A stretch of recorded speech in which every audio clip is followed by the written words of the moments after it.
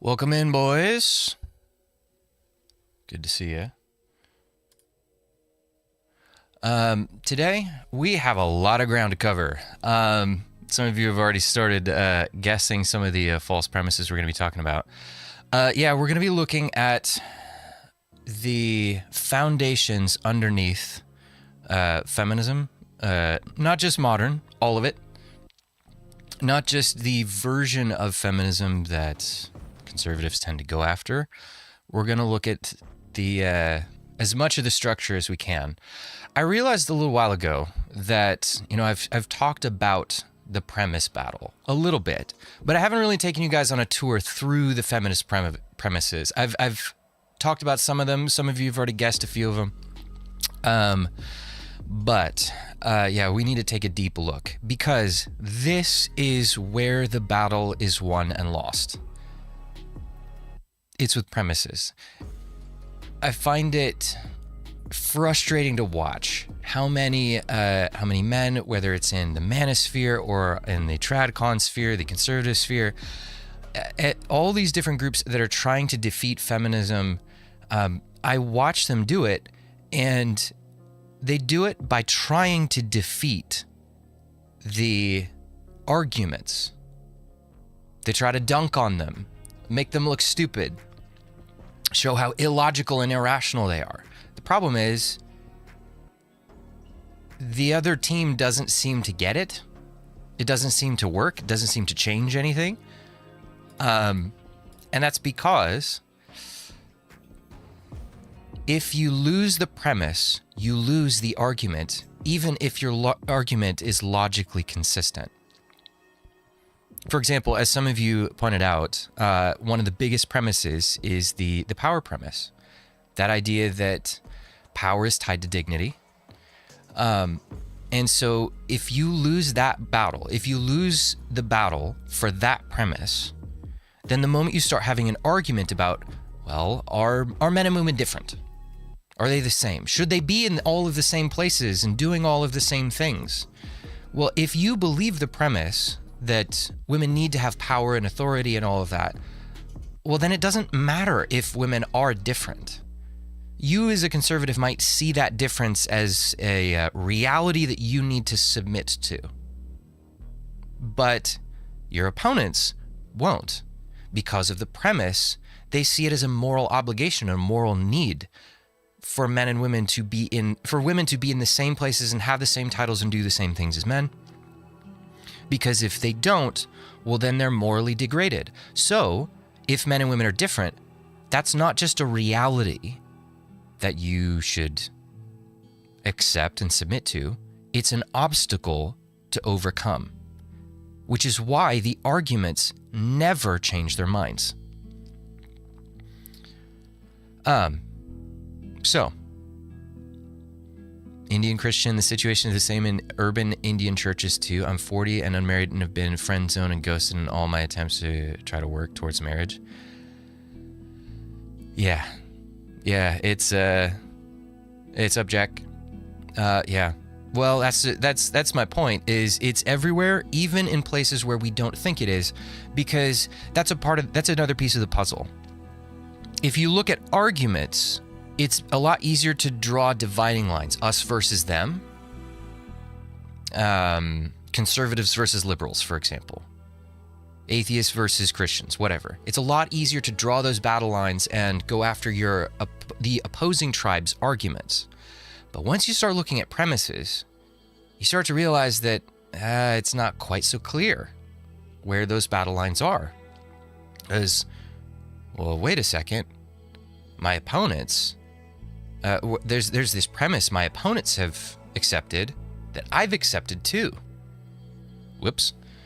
And so you end up realizing that you got to clean up things on your own team first, and that makes this a difficult thing for conservatives especially to do, but it's still necessary. So we have a lot of ground to cover today. I found a bunch of different examples of the different premises. This is probably not even a comprehensive list. This is many of this is as many as I could find. last night as I was preparing, but it probably isn't everything. You guys, if you can think of any that I've missed over the course of this, if you have any suggestions or content that would comprehensive, that would take a few weeks. Feminism was never about being honest anyway. Yeah. Well, it's about it's been about leveraging emotions via premises, as we're about to see. It's about getting outcomes, not being honest or accurate to reality. Take months to get into how nonsensical it all is. Yeah. It's not simple. So, anyways, let's dive into it. Let's start in what is potentially a dangerous place to start. This is one that I've talked about before. I had a whole video about this. This sort of the TradCon premise. Let's watch this little video here from this woman. So she says, my daughter will never see her mother struggle. Let's see here. She will see me glowing, peaceful, happy, and taken care of by her father. Okay. She will be raised and nurtured by me, her mother, while her father works. She will have warm, home-cooked meals on her table. Her mother will never miss a dance practice nor a recital. She will have the proper example of true love from her mother and father. As a woman, she will forever hold high standards. This is how I will raise my daughter. So that's pretty typical. That is, this feels performative. Well, it almost certainly is. It is performative. Yeah. So there's a couple of premises in there. One is that, well, the husband is going to be the breadwinner who's doing all of the actual work. Her work, like you'll notice with TradCons, the work and the contribution of the trad wife is typically things like what you see in this video. Aesthetics, performance. I am there to perform. I'm there to look good. I'm there to keep the house cute and tidy. I'm there to take the daughter to the cute music recital. I am there to make sure that, and I'll cook. I'll cook a nice meal. But you'll notice those are all things that, she enjoys and she was probably going to do anyway. It's not necessarily actual help and contribution to the household economy. And that is one of the premises of the TradCon mindset. The conservative feminist holds, which is that it's the same as liberal feminists. Just it works itself out in practice a little different, but the premise is the same. Men exist to do all of the actual work for women, so that women can be free to do whatever it is they want. Yeah, the problem with the TradCon lifestyle is that it's largely based off a dynamic that only existed for a brief snippet of history, i.e. the 50s. Exactly. Yeah, so you had a bunch of women who grew up with that, a lot of the same feminist narratives, the female superiority narratives, who realized at some point that their girl boss lifestyle wasn't gonna work. It wasn't gonna satisfy them. And so, and they realized, look, actually going out there and doing this, climbing the corporate ladder, doing the jobs, doing the hard stuff, this isn't fun. You'll notice there's also quite a few former OF girls who have become trad wife people. They're like trad wife. They're trad wife influencers, even if they're married or not. They put on the aesthetic. What they realize is, that lifestyle that they were living wasn't actually that fun. It's a lot of work and it's a lot of sacrifice. It's really hard, and I don't want to do that. But hey, wait a second. If we rewind back to the 50s, there was this time where men would do the hard stuff for us, so that we could stay home and keep, the house all aesthetic and nice and have fun doing that stuff and be free. The premise is that men need to be servants so that women can be free. The correct premise is that both the husband and the wife need to work hard to not just serve each other, but serve the entire household. And if that means pitching in to help the household economy because the broader economy is in such a terrible state that most men can't afford that aesthetic single income lifestyle that she's touting, well, then that's maybe what you need to do. Yeah, and that's the way it was for most of human history. Women did not stay home and do nothing but raise kids and cook a meal here or there. Through most of human history, women worked, and they worked hard. They worked on things like agriculture. They worked on textiles. They made things and they contributed to the household economy. You even see that in Proverbs 31.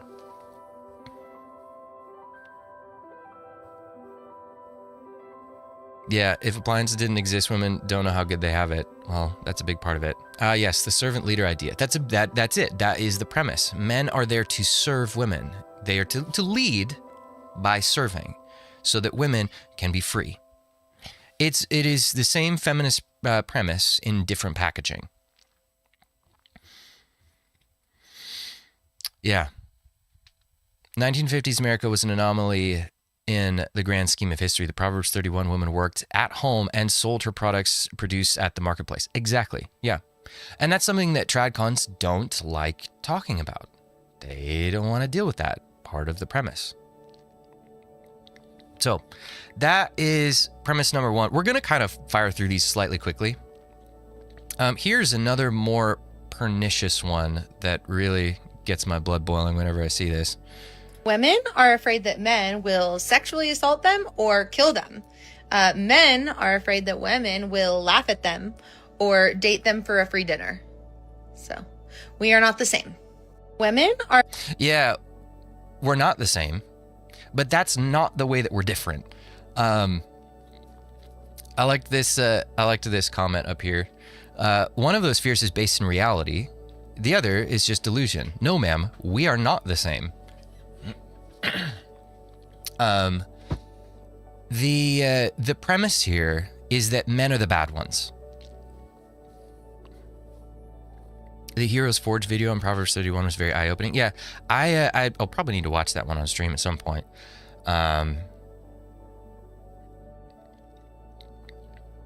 Maybe this is a bit off topic, but do you think women should wear head coverings during church services?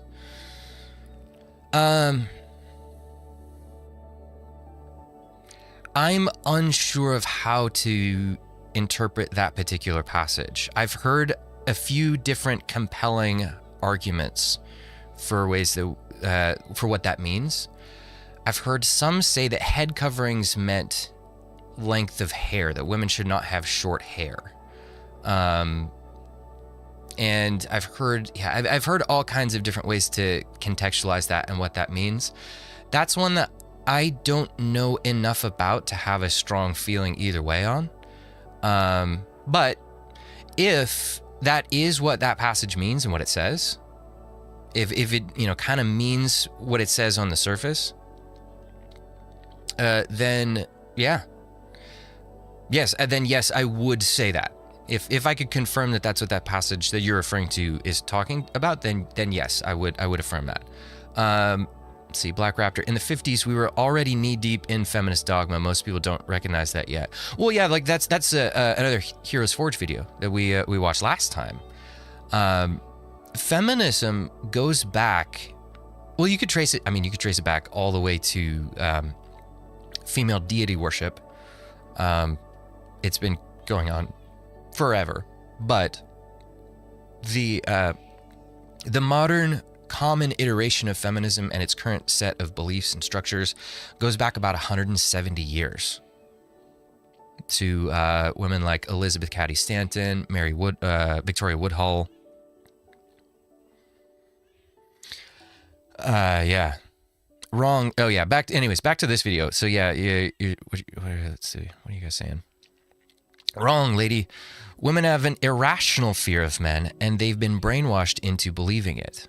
I hardly ever approach women because I fear false allegations, which already happened to me twice. Woof. Yeah, and you're not the only one that I've heard say that either. I have friends. I know guys who've been falsely accused. I do not know women who have been assaulted in that way, like just on a random date, just going out. I know very few women who have been assaulted in that way at all. I know far more personally who've been through things like false allegations. Jack was falsely accused. Emissarian was too. Yeah.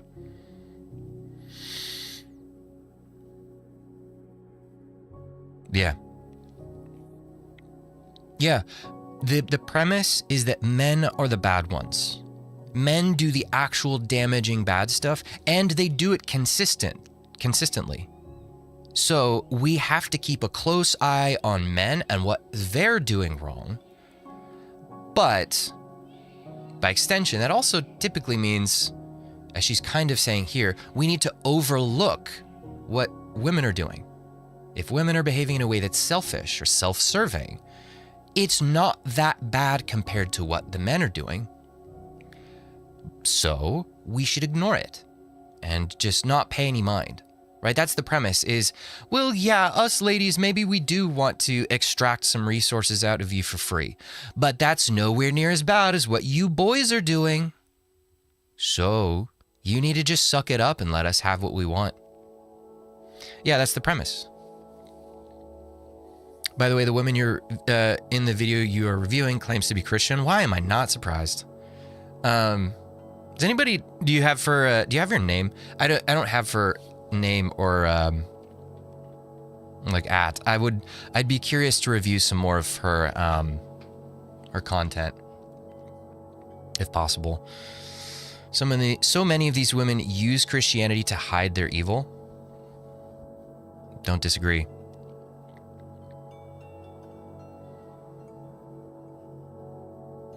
I've met a lot of women who say they're fresh out of an abusive relationship, haven't ever confirmed it, and I wholeheartedly believe one, she had obvious PTSD.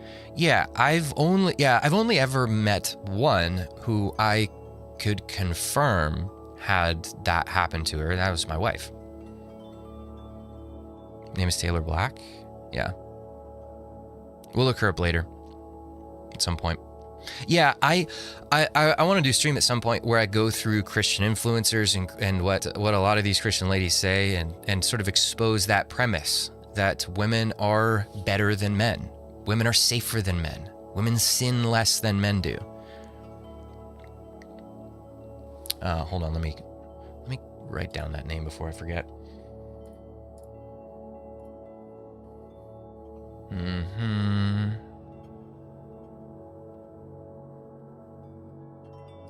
Yeah, we'll put that under exposing church Karens. Taylor Black.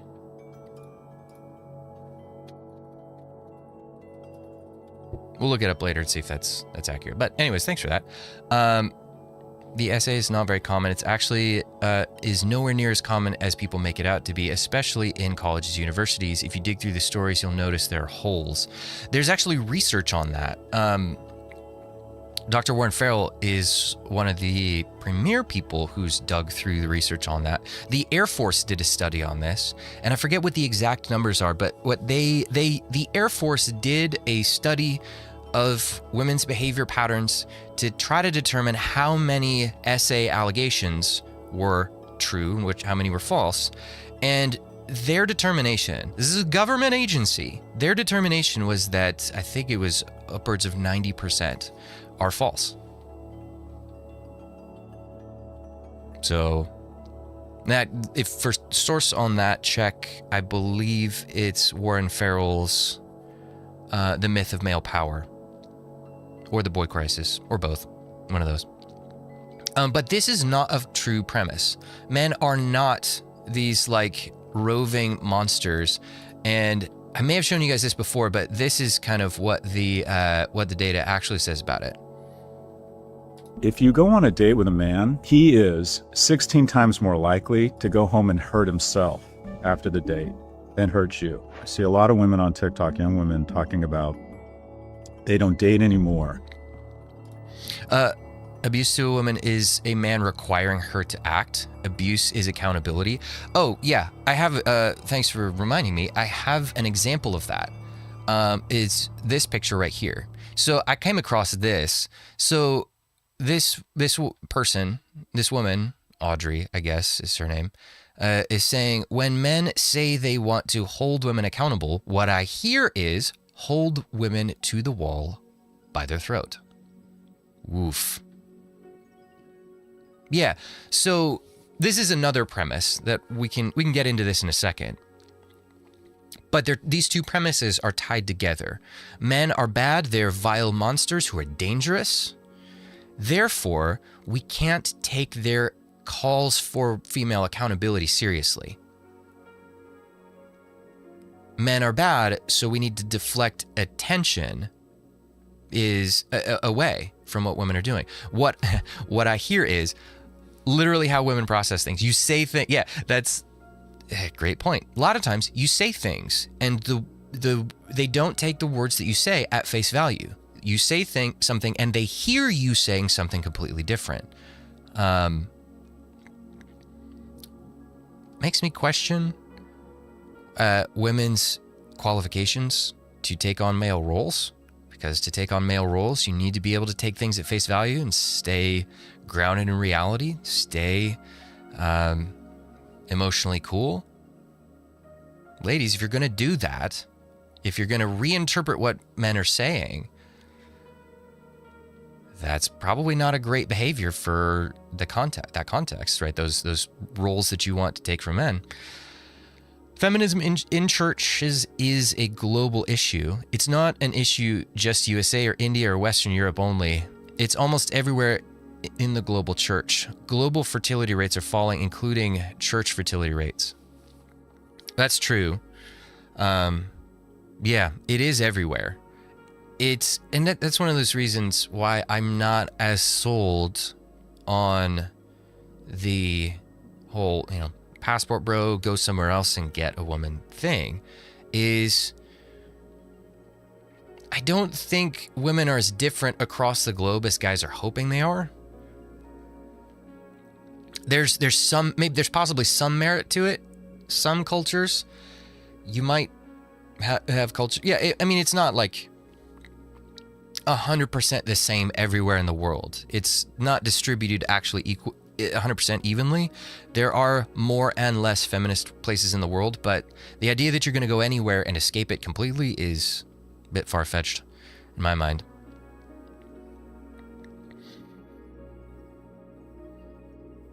And yet so many go off that vibes approach and are wrong. Going off, well, she sounds like she's saying the truth, but I don't need proof is how false accusations are allowed to pass in the first place. Yeah. No other crimes get to go off vibes. That's a good point. No other crimes get to go off what I hear you saying is. Yet, whether you count it as a crime or not, a lot of times that's what ends up happening. In a counseling office, like a church counseling office, the lady will say, well, I interpreted what he was doing this way and I didn't like that. And your pastor or counselor will side with that. Evidence not needed. Her vibes is enough to convict you as man. Find a girl who likes you half as much as Doc G loves Doc G, or a quarter as she cares for romanticy schlock with fairy billionaire gigachads. Yeah. Momo, you're shaking the camera. Get down from there. This cat. Yeah, Professor Galloway likes Professor Galloway quite a lot. But he does make a good point here. I don't trust him 100% with everything he says. I think he's a bit of a Trojan horse.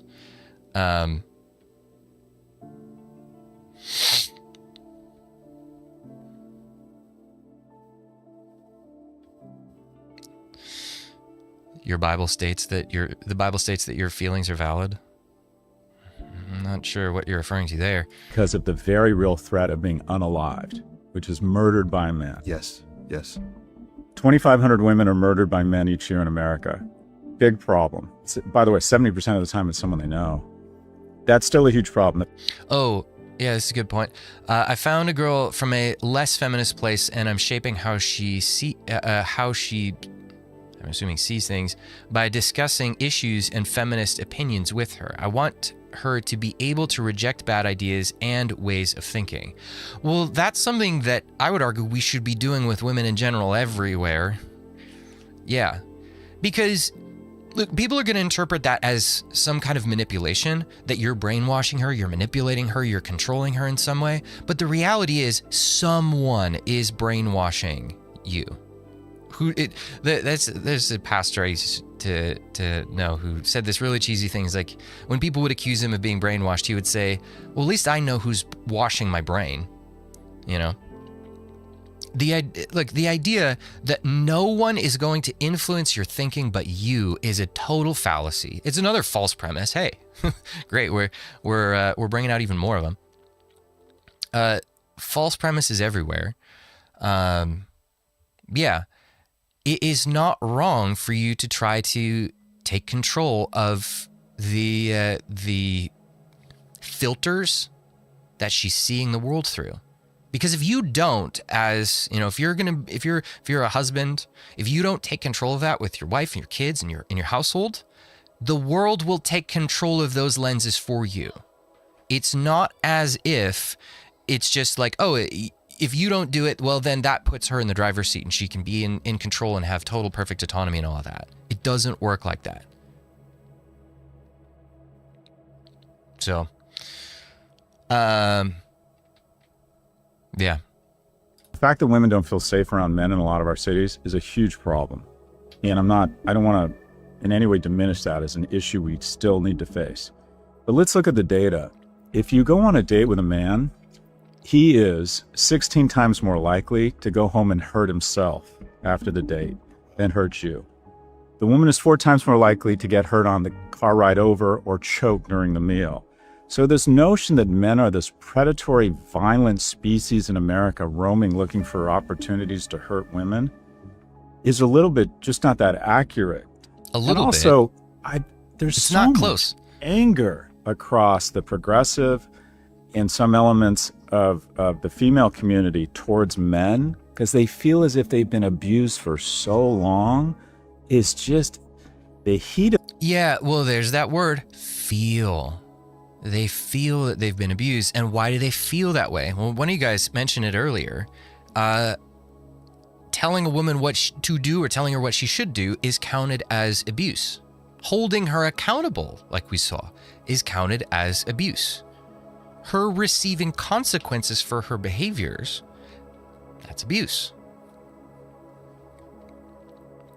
Her not having perfect equality with or parity wherever she wants with men, that's abuse.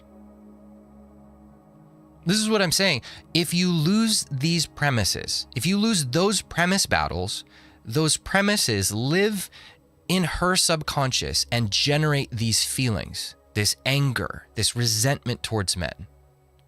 The reason why women didn't used to have all of this resentment and anger and bitterness towards men is because they didn't accept those premises until far more recently.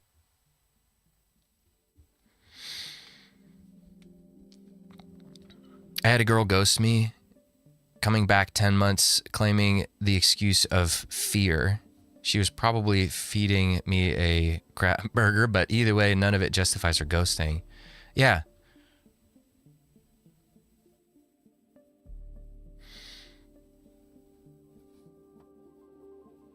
Yeah. Let's see here. A little bit. These men these days are so scared of being perceived as offensive to women that they don't even say the truth when they know it's true. That's how you know it's bad. It's egregiously bad when men can't tell women the truth. That is a terrible state of affairs. That rage is just hard to ignore. Women aren't going to continue to flourish, nor is the country, if young men are flailing. And you know who wants more economically and emotionally viable men? Women. Right. Specifically, young women maybe still looking for a partner, or their mothers saying, okay, something's wrong. If you go on... I don't know. I tend to see Prof G as he's a bit of a Trojan horse. He's like the leftist version or answer to Jordan Peterson. You know, it looks like this guy over here is getting through to young men. Well, we want young men on our team. Let's go get our own. I don't know. Anyways, yeah. Premises everywhere. Men are the bad ones. Men are the real sinners. So we need to focus on their sins. We need to focus on their evil, their bad stuff. Who is this? This is Professor Scott Galloway. I find him frustrating because he says enough true stuff that you can't fully dismiss what he's saying. It's just the way he flips it. He'll talk about like how men are struggling, but you'll notice his answers and his solutions always circle back to, well, men need to try harder. Men need to offer better value. Men need to step up and all of that.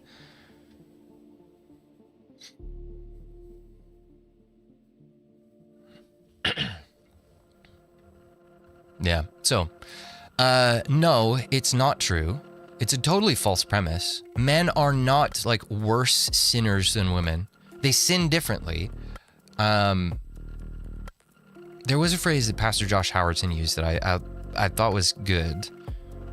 There are different species of sin, and they're common to men and women differently. But that doesn't make women any less sinful. You know, of course, it's easy to believe that women are the good ones when they're dressed up all cute and pretty, like the tradwife lady that we saw. It's harder to believe that men are the same when men aren't quite as good looking or aesthetically pleasing. So we don't really have that. We don't really have that advantage to work with. Anyways, yeah. So this one, let's circle back to this one a little bit. So the accountability thing. So when men say they want to hold women accountable, what I hear is hold women to the wall by their throat.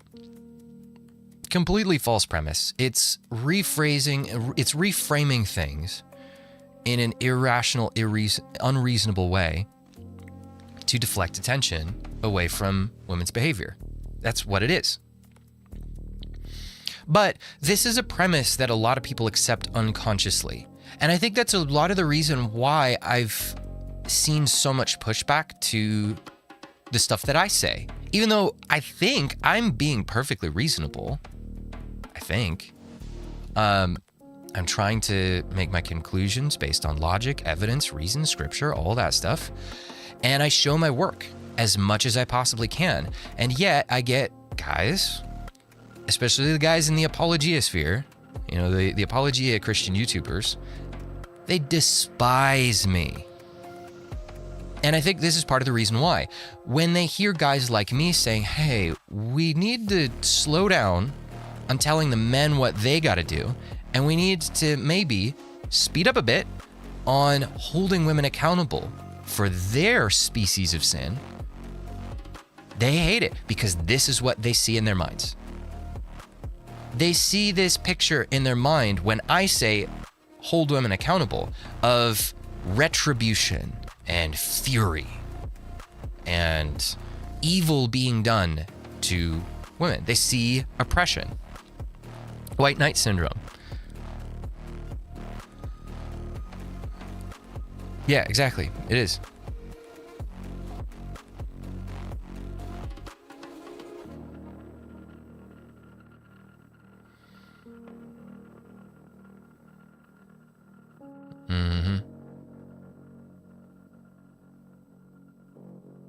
Yeah, women's sin is so much more covert and men's overt. And that makes,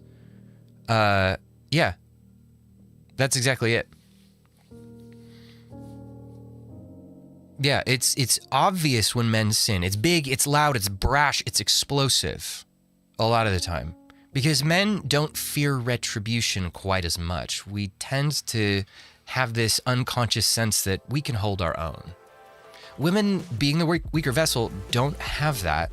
They feel more vulnerable and at risk when it comes to retaliation for whatever it is they do. So they feel the need to hide it more. And they do. And they hide it exceptionally well. They tend to slither out of accountability with stuff like this. And they get away with it because it doesn't look like their sins are as bad.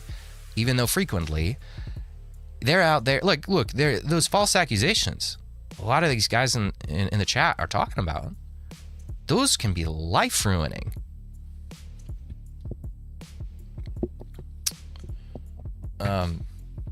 Yeah, it can be horrific. I've had guys who had to move. I've had guys who had to move jobs. I've had guys that had to move town. They had to move to a different part of the country because of how bad the false accusations were. You want to tell me that women don't sin as bad? No, we just accept it when they do. No, so this idea that accountability is somehow abusive, totally false. But it activates white knight syndrome in a lot of men, gets them swooping into women's defense, and women know that. That's why they say this stuff. But again, any argument that I make about accountability after the white knight man accepts this premise is totally worthless. It's totally pointless. You have to get to the premise first. You have to dispel the premise first. Accountability is not abuse. Accountability is not that.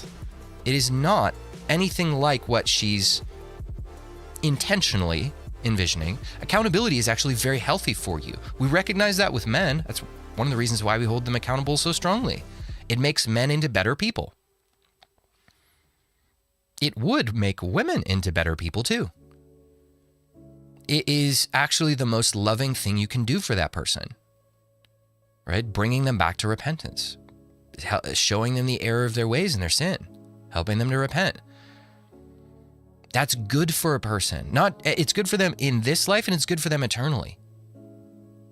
Because if a person's not repenting of their sin, they are in danger of spending eternity apart from God. The worst fate imaginable. You have to repent of your evil behaviors if you want any chance of actually spending eternity with God. And so part of that process, part of that repentance process is other people holding you accountable. The methods for that are clearly laid out in Scripture. The need for it is clearly laid out in Scripture. It's exampled multiple times in the New Testament.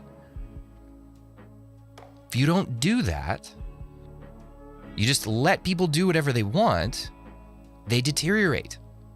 They gravitate towards their flesh and their sin. It's bad for them. So this premise that accountability is this bad thing, totally false. It's actually the opposite of reality. Accountability for women would be the best possible thing for them, not just the men that they're sinning against.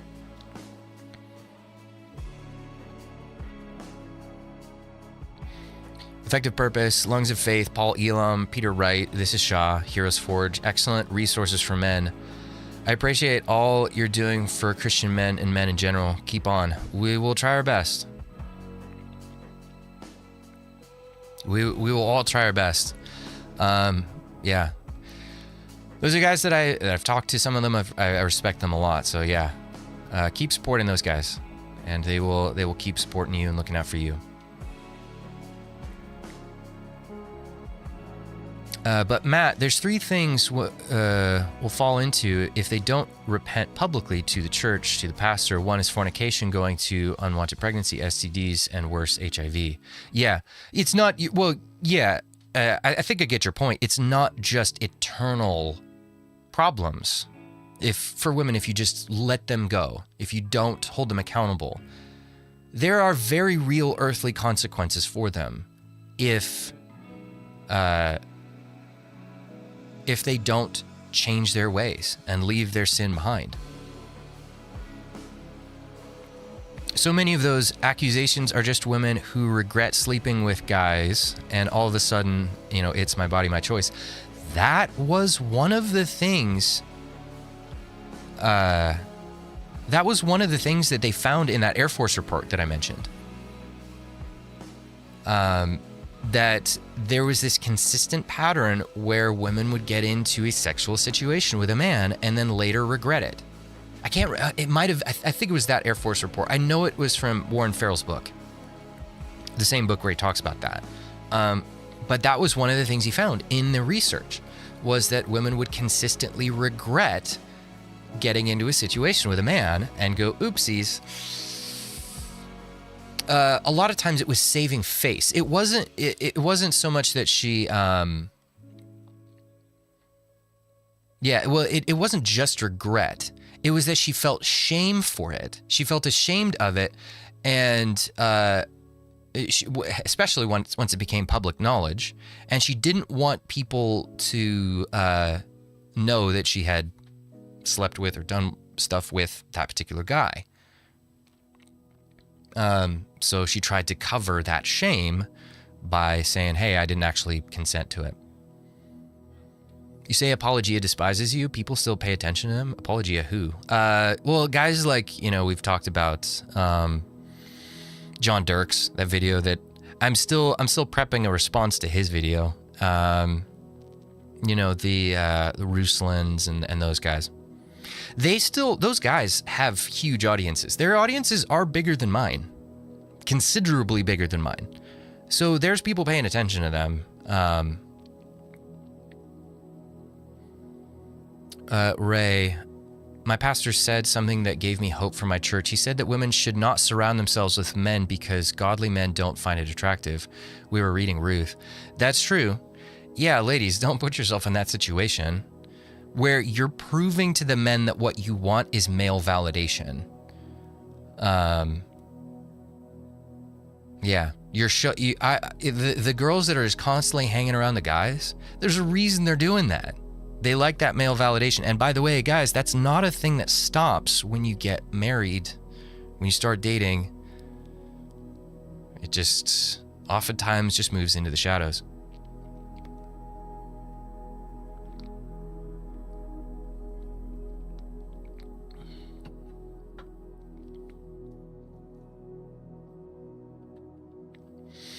Anyways, let's move on. Another premise here.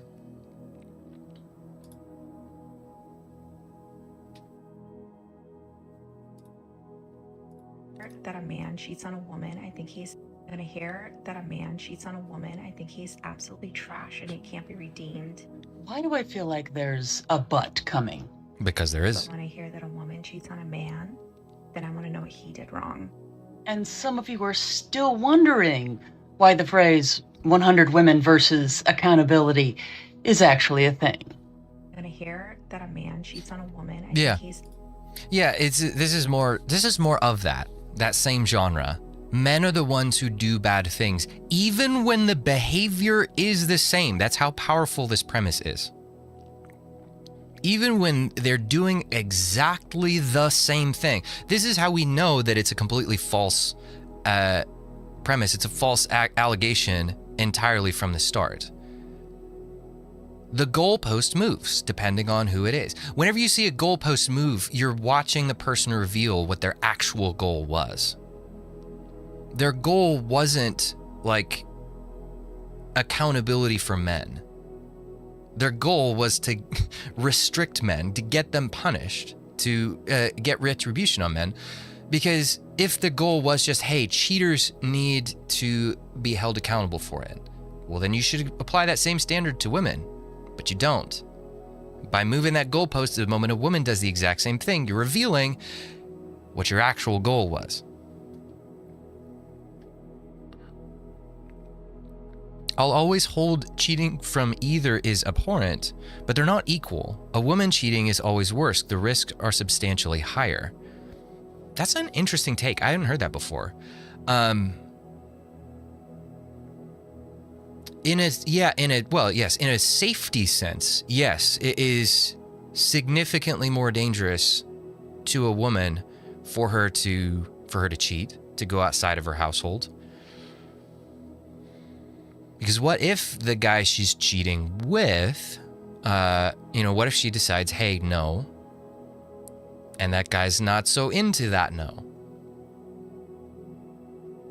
Because that is a part of the equation that you do have to account for. Women are the weaker vessel.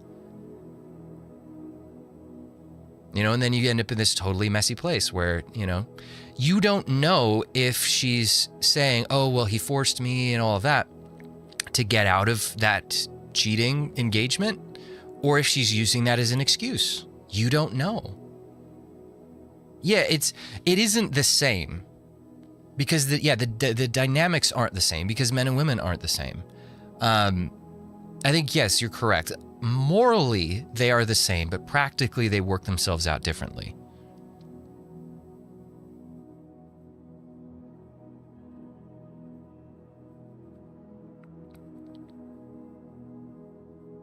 Everything being stated from her is a spirit of goddess worship. America's not Christian anymore. Many are worshiping pagan gods. All leaders of feminism are pagans. Yeah, and they have been since the 1850s. Yeah. Totally agree.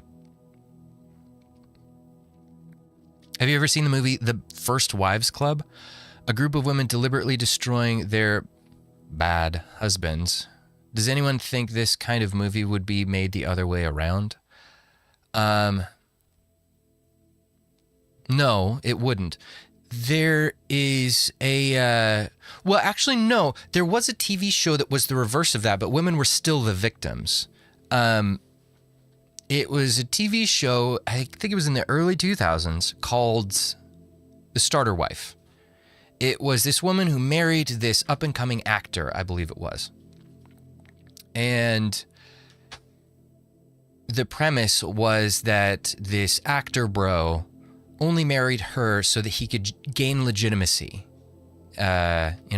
She was the starter wife, but then he got successful and he moved on from her and left her and upgraded to a different model.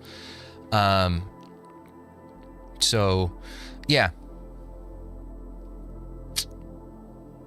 it was the same, it's similar. It is kind of a premise flip, but women were still the victims either way.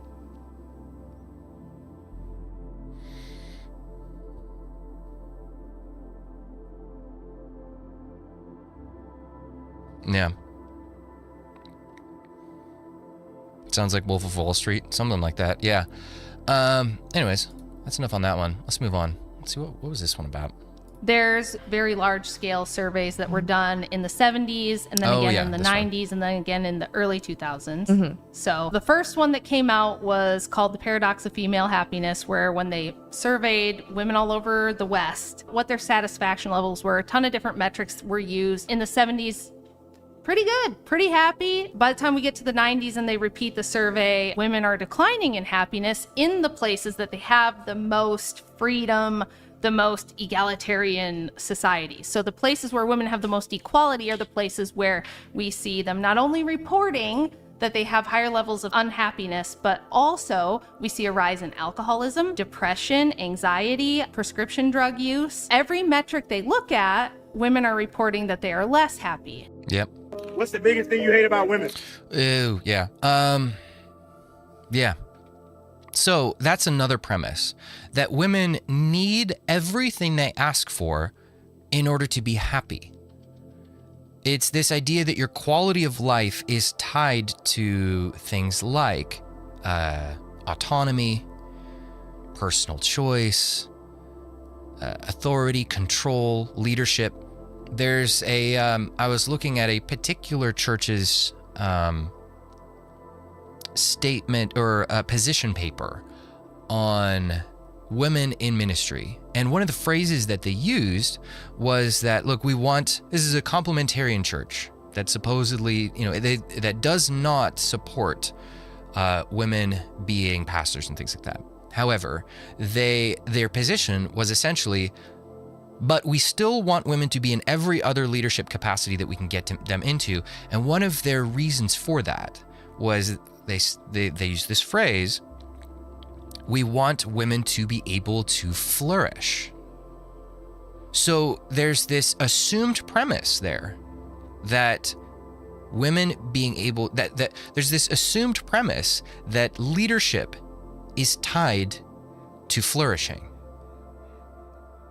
And so, well, by extension, if you accept that premise, you also have to accept the premise that if women are not allowed to have the same levels of authority and positions and status and power and whatever it is that men have, then women cannot be as happy as men can.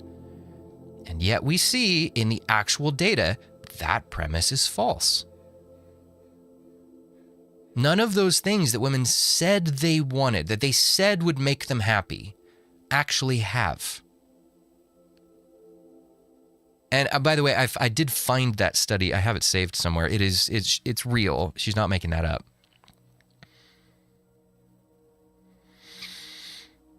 Oftentimes they're contradictory. Don't tell me what to do, and you're supposed to lead me. Women need a man to be decisive for them. Well, yeah, it depends on the context too. It's don't tell me what to do in a situation where I know what I want, and you're opposing me. But you're supposed to lead me when it's a decision that I don't feel comfortable making, or I don't want to take responsibility for the outcome, something like that. Basically, I want to have the actual ability to control where things go when I want that, whenever I want to have that control.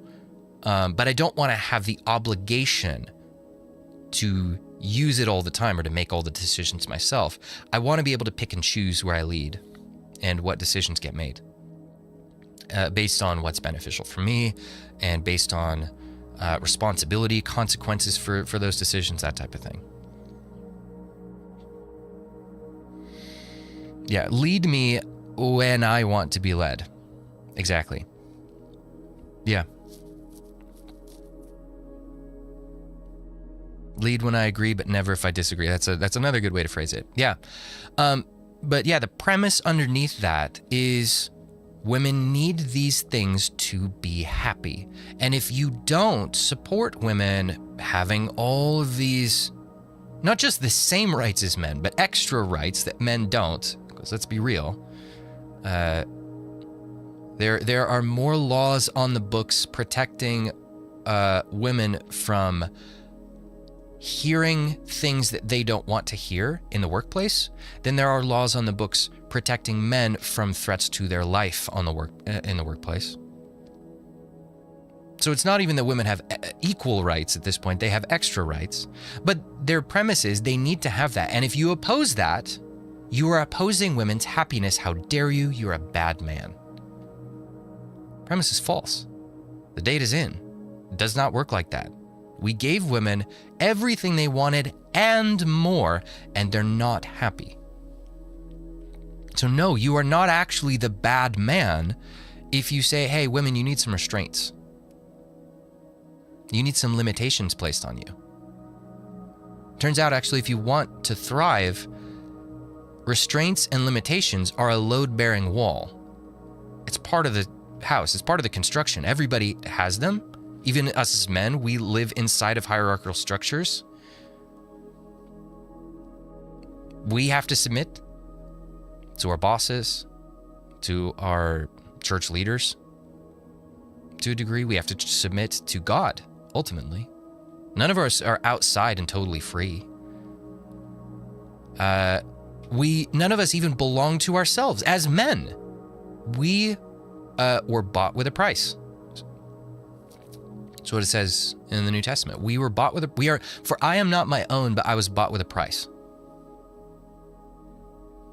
That's pretty strong language. I think that was Paul describing himself. So we don't even belong to ourselves as men. So this premise that no, women need to belong to themselves, they need to be complete free agents in every way, and they need that in order to be happy. Well, first of all, that's just not how it's set up in Scripture. Second of all, it doesn't lead to flourishing. Submitting to and existing inside of the structures that God has created is what will lead to your highest flourishing. correct. That's from Paul. Yeah, that's what I thought. That's the thing is, like, I went to Bible college, got a degree. I studied the Bible for a long time. I've been reading it and studying it my whole life, but I still struggled to remember addresses for things. My memory is not that great for that kind of stuff. Anyways, let's keep moving. Society is structured, like Jay was pointing to, the military is structured. And so societies are structured hierarchically, and they're structured patriarchically. Even if you pretend they aren't, they are functionally. And so if you follow an ordered system called a society, you actually are submissive. When you're saying submissive, do you mean like at a system level? Like, are you talking about like women having rights to land ownership? Let's just say following laws. But then we probably want men to be submissive too. So that's not how we would delineate women. Yeah, women, if a man is not submissive to a higher order, Christianity, God, if he's not within that paradigm, the woman can't really see reflectively why she should be submissive. When you say women be submissive, what's unique for women? Because I'm sure you have things, right? Yeah, I would say duties would be like submissive to your duties in a sense, that there's a way the system's ordered. Women have duties and then men have duties. And so men are, because of their duties, because of... Yeah, and that's just it, he's exposing the premise underneath all of it is... Women do not want to have, he's calling them duties, but we could also call them obligations. If you're obligated to do a particular thing, well, that limits your freedom, that limits your power, that limits your autonomy, that limits your ability to be happy in her mind. You can clearly see from the way that those girls are squirming that that's what they believe. This man doesn't want us to be happy. Because we need to have that perfect freedom in order to do that. But what he's trying to explain to them, see, this is what I mean. He's explaining an argument, but he's not really addressing the premise. And so because of that, these ladies walk away completely convinced that they're still right. And because the premise still exists in their minds, in their core story, and that premise makes them feel certain ways about things, and those feelings then make them feel like, well, I don't care if what he said made logical sense. All the arguments that he made are obstacles, not authority. All the appeals to reality that he made, reality is an obstacle, not an authority. So his arguments are invalid. This is why when you lose the premise battle, you lose everything forever.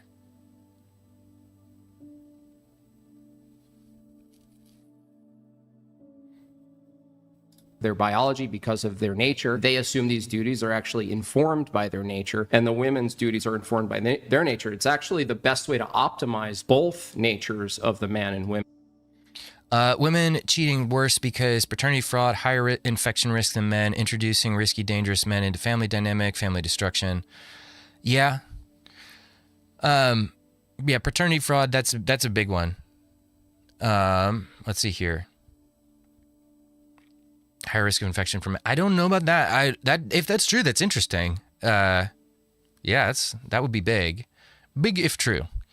Introducing risky, dangerous men to, well, it would be her. Yeah, and that is just it. Is that no, men are not worse sinners. They are not more frequent sinners than women are. But again, we do have to acknowledge that men are more explosive sinners, and that when men sin, they can do a significant amount of physical harm.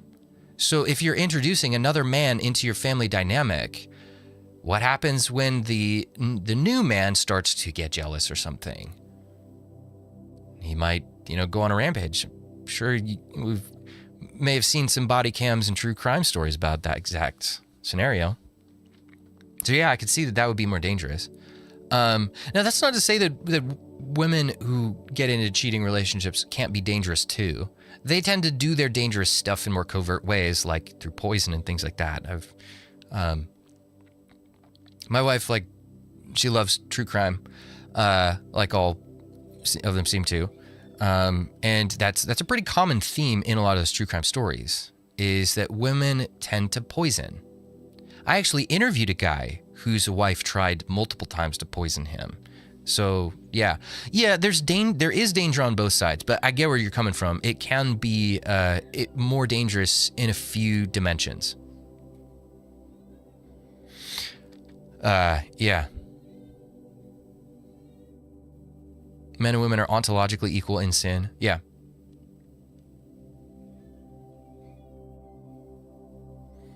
It's true, women don't have to obey, they can just remain alone.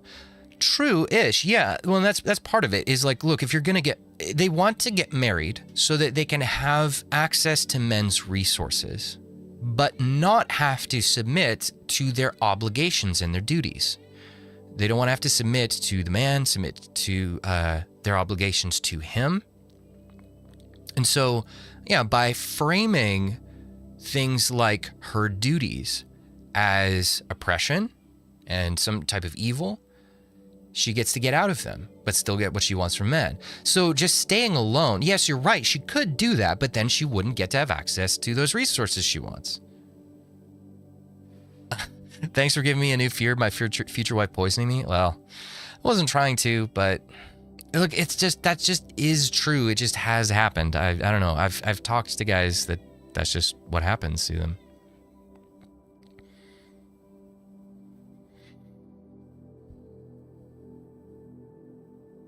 Women strive for power beyond strength.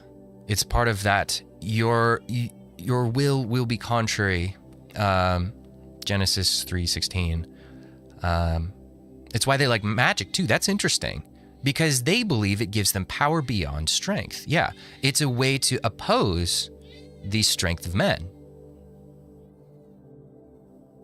There's always a non-zero chance of poisoning. There's a non-zero chance of every bad thing that a man or woman could do. Yeah. It's unfortunate.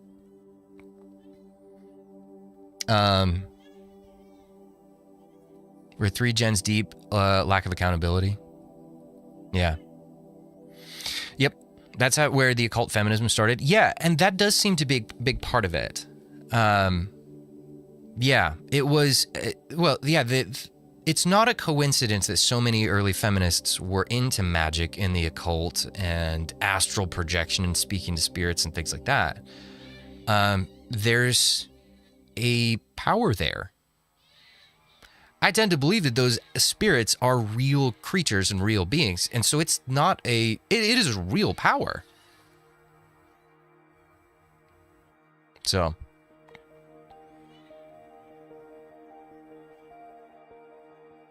to keep it simple, women have a higher risk due to internal anatomy, true.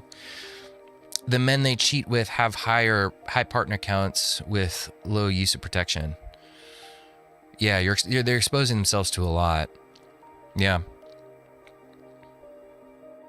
That's a solid point.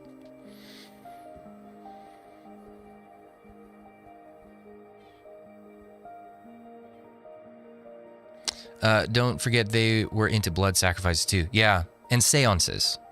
Yeah, and they practice things like blood sacrifices, incantations, all of that stuff. Yeah, they were looking for power. And it goes back to Genesis. Your desire will be contrary to your husband's, meaning you will want to usurp him.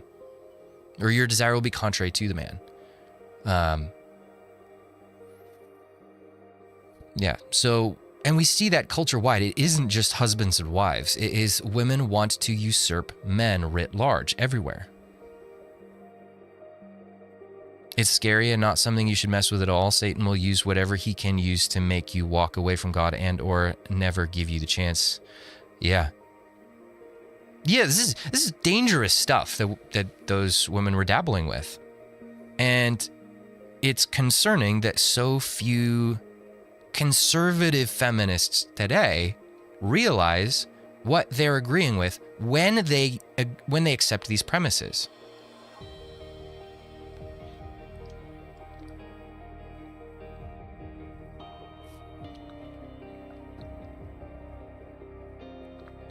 Incantations. Interesting. Just like how modern feminists repeat lies, like they're trying to make it happen. Exactly. They believe that if they keep saying it over and over and over again, it will make it real. This, by the way, I have this theory that is why you see so many entertainment companies like Disney and Fox and not Fox quite as much. But yeah, you see Hollywood in general trying to double down endlessly on gender swapping and DEI programs and things like that. And LGBT messages in their movies and stuff. They keep doubling down on this stuff that audiences have time and again rejected thoroughly with their wallet. They're losing money hand over fist. But they keep doubling down on it because I think they believe they are creating a new audience. The modern audience that the Critical Drinker talks about. I think the reason why they don't just go, oh, oops, this isn't working, and change course back to what they were doing before, is partially because of the people that they hired. They got rid of all the more competent people who were there before and replaced them with checkboxes based on optics. And they got rid of all the competent people and replaced them with activists. And so it's impossible to make anything good when you have that going on.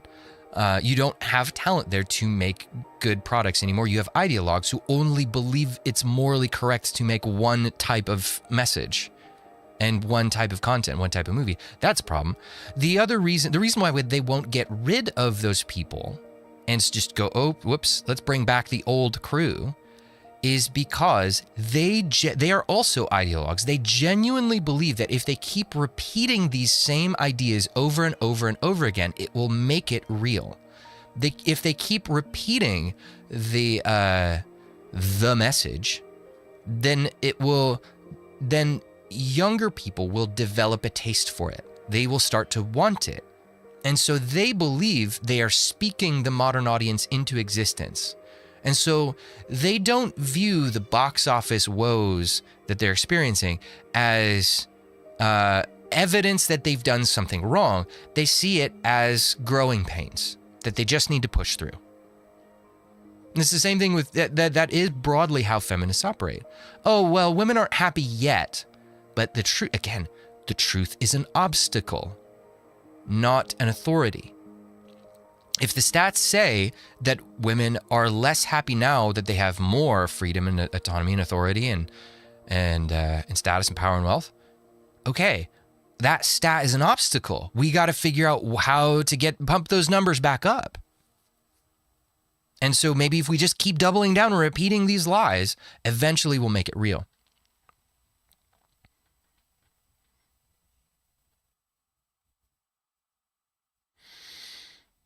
Yeah. You guys are in my prayers, Matt, with those newborn trenches. They are rough at times. They are very rough. Thank you, Megan. I appreciate that. Yeah. The reason why the stream is late today is because I didn't wake up until like 2 hours before it started. And I wasn't even fully prepped yet. So, yeah. He likes keeping us up super late. So, yeah, I appreciate any prayers. He's fun. I like my little guy. But he's difficult. Bull Shark, there is a power there. Look at when King Saul called on the spirit of Samuel with the witch of Endor. The Bible warns us against this. You're correct. It absolutely does. That is in the book of 1 Samuel, I believe, that story, if anybody wants to look it up. It's weird. It's one of those stories you read and you go, I didn't know that was in the Bible. That's terrifying. Reputation is key to mind control. Yeah, that's a big part of it. That's why women are so sensitive about accusations against themselves. Doesn't matter if it's true accusation, they don't want to hear it. That's why they start to frame things like accountability as abuse, because if it's morally legitimate to hold women accountable, well, then it's also morally legitimate to bring women's sins out into the light. But that threatens their reputation. And that threatens their ability to control the mental playing field. They lose their ability to do that mind control. So that's true. Black Raptor, it's about pushing the floor forward. When you set a new norm, then you can push to the next stage in each generation more and more. That's one of the things we see with That's why I have a hard time with complementarianism. Complementarians believe that they are in the middle point between gender abolitionist feminism and oppressive male dominance. The problem is they don't see how far feminists have pushed. They don't see how many premise battles feminists have won. And so they don't see how far from the actual balanced position feminists have gotten. So they're actually picking a new middle point that's far to the left, if you want to say that, of where the actual center point used to be, but they think they're in the middle. That's part of the strategy, is keep going more and more and more extreme so that your opponents in the middle, where most people live, get dragged with you. They start to feel like the people in the middle that make up the majority start to feel like, oh, I'm not in the middle anymore. I need to keep moving to that left-wing direction. And then you have the right wing, which starts to see that, and they start to react to it and start to get even more extreme to counteract it. And you lose your sense of balance, you lose your sense of reality, and any semblance of reality. I would like to ask those complementarians this question: what does the apostles' disciples teach on gender relations, and why is it different from what you believe? Yeah.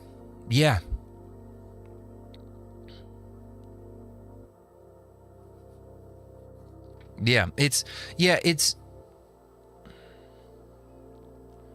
very fuzzy thinking, because they are trying to appease feminist premises that they don't realize they've accepted. And it is not what the church's historical, long-standing position on the topic of headship of the household and even church governance, church structure, all of those things. It's not what used to be. It is a set of compromises.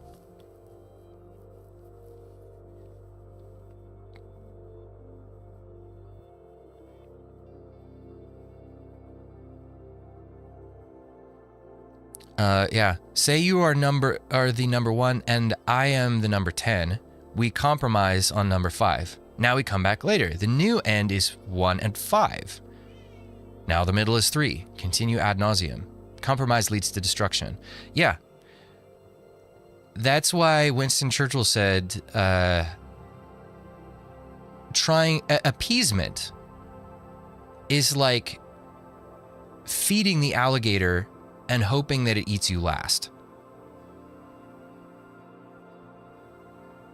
Something like that. It doesn't work. It eventually comes for you. Anyways. What is complementarianism? Okay, so we kind of got into this a little bit on the last stream, because that was what Heroes Forge video that we looked at. That's what it was about. So there's this idea that became popular in 60s or 70s, 80s, somewhere in there, in the church, called egalitarianism, which was a full-on, not just compromise, but agreement with feminism, that women needed to have equal power to men. They needed to have equal authority, equal autonomy, equal leadership, equal status, roles, everything. Women needed to have full access to everything that men have, because otherwise women can't flourish. They can't be happy. So egalitarian, everything is equal. That's where you get ideas like mutual submission. When the Bible talks about, hey, wives, submit to your husbands, they completely throw that out and say, well, yeah, but you're also supposed to submit to all other Christians. You're all supposed to submit to each other. So it's all just mutual submission. Husband has to submit to you just as much. So basically, there is no functional authoritative leader in the house. Both of you are co-leaders, co-equals in every sense. Not just spiritually, but practically as well. That's egalitarianism. Complementarianism started to gain traction as a response to egalitarianism. And what they basically sat down and wrote out a position where no, we affirm that husbands are the head of the household, but it's basically men and women are, on paper, it sounds great. Men and women are equal in terms of moral value, but they are not equal in terms of role. Their roles are equally important, but they're different, and they complement each other. Complementarianism. But complementarianism has some problems. It leaves a lot of back doors open for women to be able to control their husbands. Complementarian pastors are ones who you will typically see preaching that, very strong sermons about how wives are to submit to their husbands. But once they get into like a counseling office and there's a dispute or anything like that, that same church, that same pastor even, will often take the woman's side based on vibes, based on accusations, based on her tears, things like that, like we mentioned earlier. That gives the woman leverage over the man to control him. Because she may not have the same authority in the household that her husband does, but she can go to her pastors and elders and easily get them to go over his head. So in practice, she ends up with more control.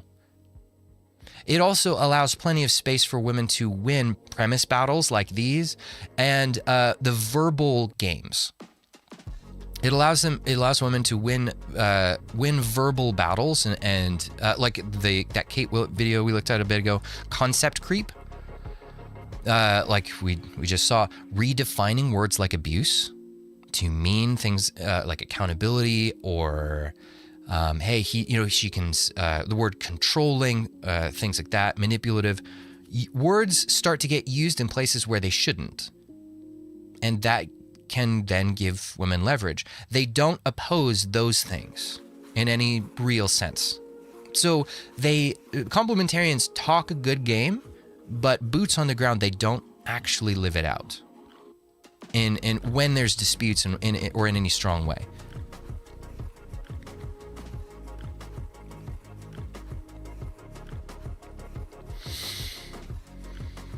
Do complementarians teach mutual submission, or is that just egalitarians who teach this? There are some complementarian churches that do teach it.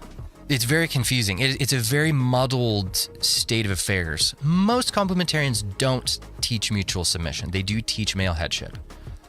But there is a secret third option that most people don't really know about, and that's called biblical patriarchy. And that patriarchy literally means just father rule.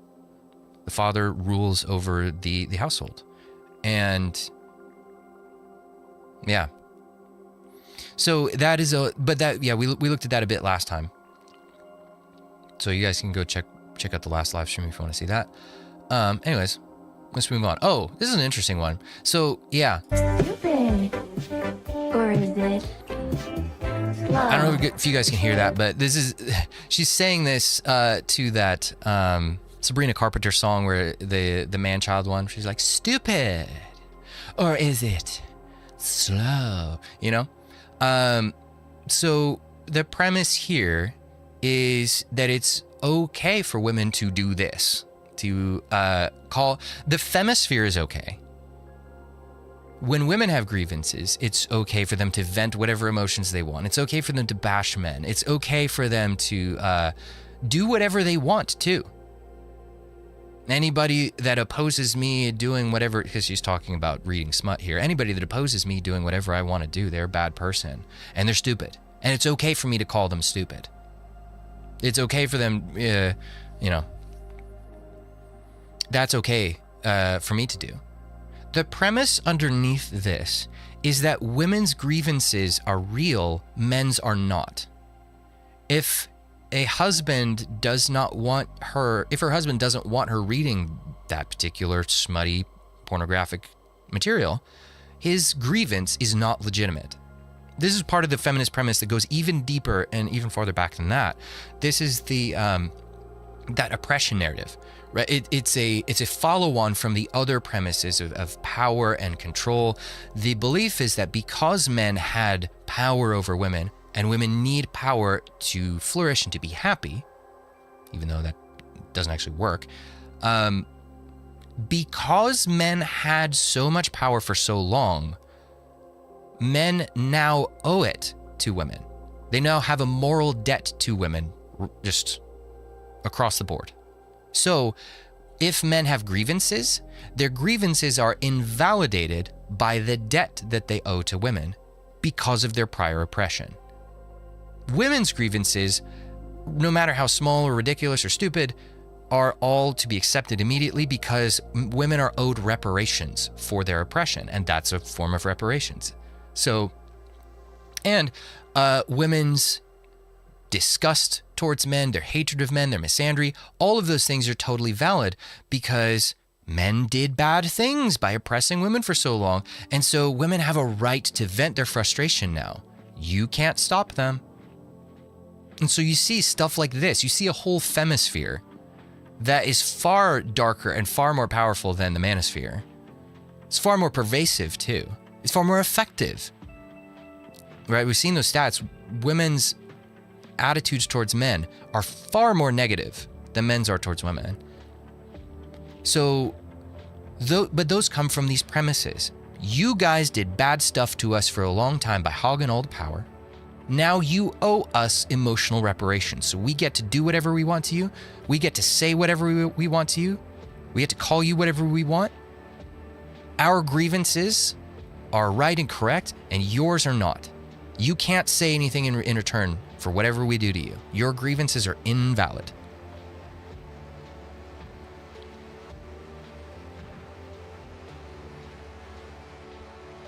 And this is a debt, like in the case of skin color, is one where there's no forgiveness, no declaration of victory, and then move on. Right. There is no goalpost. It is, right, but that because of that, that reveals what this is actually about. Again, whenever you see a goalpost move, you see what their actual goal was. The goal here was not emotional repayment, it's control.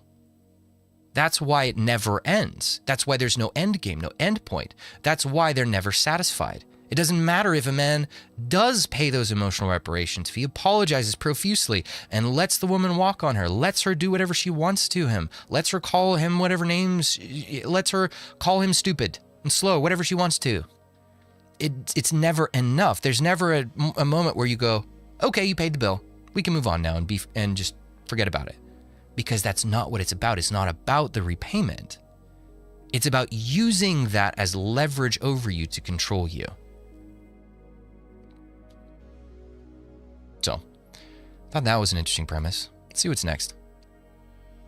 I'm just saying, if you're going to be feminist, you can't be feminist until the check comes. You got to pony up. You got to pay half the bill. Tell me why. Absolutely not. Sorry. That's why I go back to saying masculine men. Masculine men will always pick up that tab no matter what. They have no problem picking up that tab, and they will actually never let a woman pay for it, especially if it's his I love woman. this. Yes. He will not let her pull out her wallet ever. So what do men owe to women? Nothing. Well, what do you mean? You're saying a masculine man would never let a woman pay. So he has some degree of, there's a female-driven expectation on men. What does he get in return for being? Yeah, well, first of all, not a great start to her point. Men don't owe women anything, but they do owe it to women to pay the bill. If you're a good man, you will. If you're a masculine man, you will. So this is a premise. Now we're getting into a premise that both conservative and liberal feminists hold, which is that masculine men are true servants of women, and they do whatever women want. They pay for everything that a woman wants. That idea of chivalry. Truly masculine, chivalrous men essentially worship the ground that women walk on. They have no boundaries with women. They allow women to take whatever they want, and they pay for everything and all that. I don't know. I tend to view this as just another control mechanism. It's leveraging men's insecurity about their masculinity to get resources out of men. Am I wrong? You gonna look at me and tell me I'm wrong? Masculine man equals man who lets me do what I want. Yes. Well, not just that, man who gives me what I want. Masculine man, she means simp. Chad doesn't even have to invite her on a date, just Netflix and chill.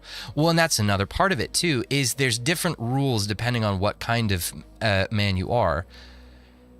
If the man was, if masculinity was that attractive to her, the kind of masculinity she's talking about, she would be perfectly willing to pick up that tab if that was the requirement to be around him. Excuse me. I've been around women like that, where they're tripping over themselves to get after a certain person, but a certain guy. But the rest of the guys, there's rules for them. There's a tab for them. The sleeve tattoo. Enough said. Yeah.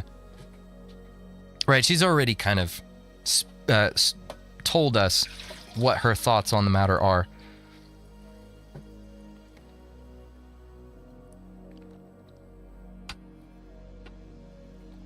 Just a consideration, but since we culturally lack coming of age traditions for men, could it be that men look to women to define whether or not they've grown up? I 100% agree with that. That's for more on that, look up No More Mr. Nice Guy. It's a very interesting book by Dr. Robert Glover. Basically, yes. It's not just the loss of coming of age traditions, although that is one of the things he touches on. It's the fact that boys are no longer raised around men during their formative years. It used to be that you would have a sort of coming of age tradition, and it was pretty young. It was around 8 to 12 years old. You would go through a transition out of the nurturing world of women into the working world of men. Right? By the time you're whenever you're old enough to be able to help your dad with whatever it is he did, whether it was being a blacksmith, a butcher, a farmer, whatever, as soon as you're old enough to pick things up and carry things and get him water, whatever it is, you were doing that alongside your dad from a young age. So you had boys being around men from a very young age. I mean, you couldn't afford not to as a dad. For most of human history, families had lots and lots of kids because those kids were your best labor source. They just were.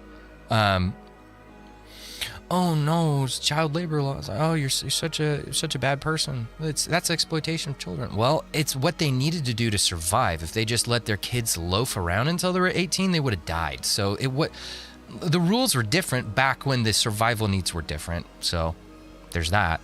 But the point is, back then, you had boys doing hard stuff right next to their dad from a young age. And their dad teaching them, showing them how to be a man, showing them what it means. Then you had the Industrial Revolution, and all of that disappears. Men start leaving the homestead or the farm for work, and they start going from the home to the office or the factory. And they don't bring their kids there with them. They don't bring their boys there with them. And, then you introduce child labor laws, and so boys can't go to work alongside their dad until they reach a certain age. So they end up at home with mom very late in their life, until basically all of their formation as a human being is done. And so they don't know where to look for approval other than women, because they're the women in their lives, whether it's their female school teachers or their moms or their mom's friends, women have been the approval givers their whole lives, and that's all they know. So yes, guys look to women now more than ever for signals and signposts. Hey, woman, tell me whether I'm being a man or not. And so you end up with a lot of this type of stuff.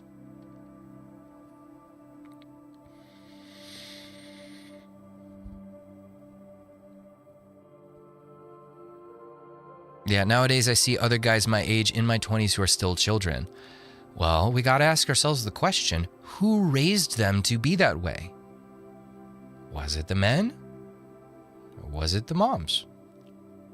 It's not that moms are like morally bad. It's just that they are not enough for their boys.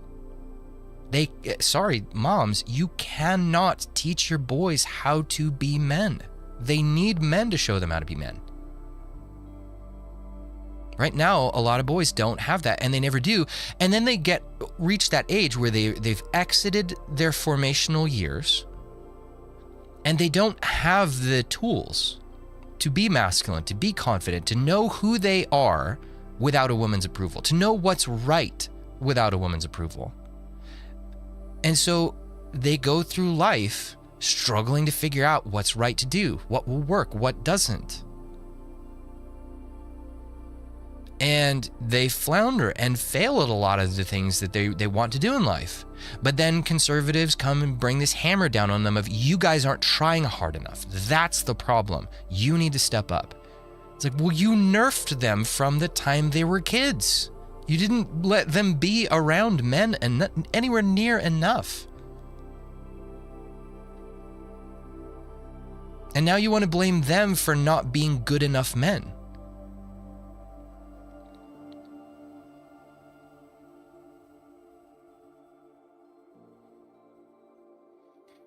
Yeah. A masculine man. To be in the presence of a woman. Okay, so what do women get in return for driven expectation on men? What does he get in return for being a masculine man? To be in the presence of a woman. Right, there's Math's I am the table. She's wearing pounds of makeup too. That is a lot. Sheesh. But yeah.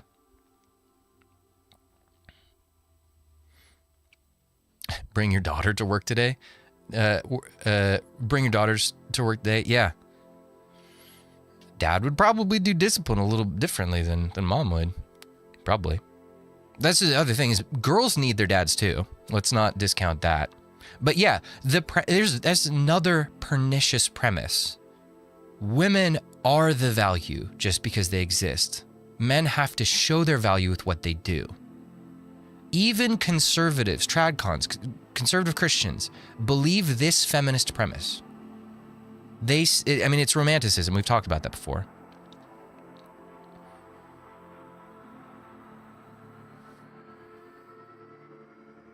That's exactly the message you'll get from the Father's Day sermon in all churches tomorrow.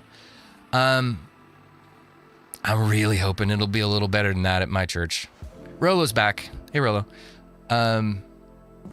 Do better. I'm pushing for that. I'm trying. At this point, I really do believe we've got to start making brand new churches.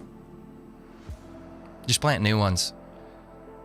Like, I'm having some conversations with some pastors, some Christian leaders here and there that are inching in the right direction, but man, it's slow. And there just isn't a place for guys to go where they're free from these premises, this crap. And so, and they're hungry for some kind of place to go where they can have community with other brothers. They can worship God free from this stuff and not have to worry about women sinning against them and then being shielded. But those places don't exist yet in large scales. So I don't know that we're going to get help changing those places fast enough to create spaces like that for men. So yeah, I think the faster solution, unfortunately, is going to be building new things. That or try to take over existing churches like Redeemed Zoomer always talks about. Yeah, but is that working? I don't know. He's been trying to do that for a while, and it just doesn't seem to be making that change very quickly. Okay, Matt, I live in a city in Germany. I moved here in January. I know no one. How do I find one of those churches? Serious question. That's tough. Yeah. I'm still like, I'm still working on that. That's why I'm trying to build an app where we can get churches vetted based on these criteria. But that's going to be that's unfortunately a much slower process than I want it to be. Outside of that, I don't know. Other than, well, you could try. I have a possibility. Find a church. Plug that. Make sure that they have their sermons and stuff online. Ask Grok to sift through their sermons and ask it how it scores on whatever criteria you want to examine it. How do they handle men? How do they handle women's sin? Do they ever call women out for things? That's not a guarantee that they actually hold women accountable behind the scenes. You don't know. I don't think there's any way to know that, but at least you can get an idea of what they talk about that way. Germany, good luck. Speaking from experience, yeah. Yeah, I don't know enough about Germany either.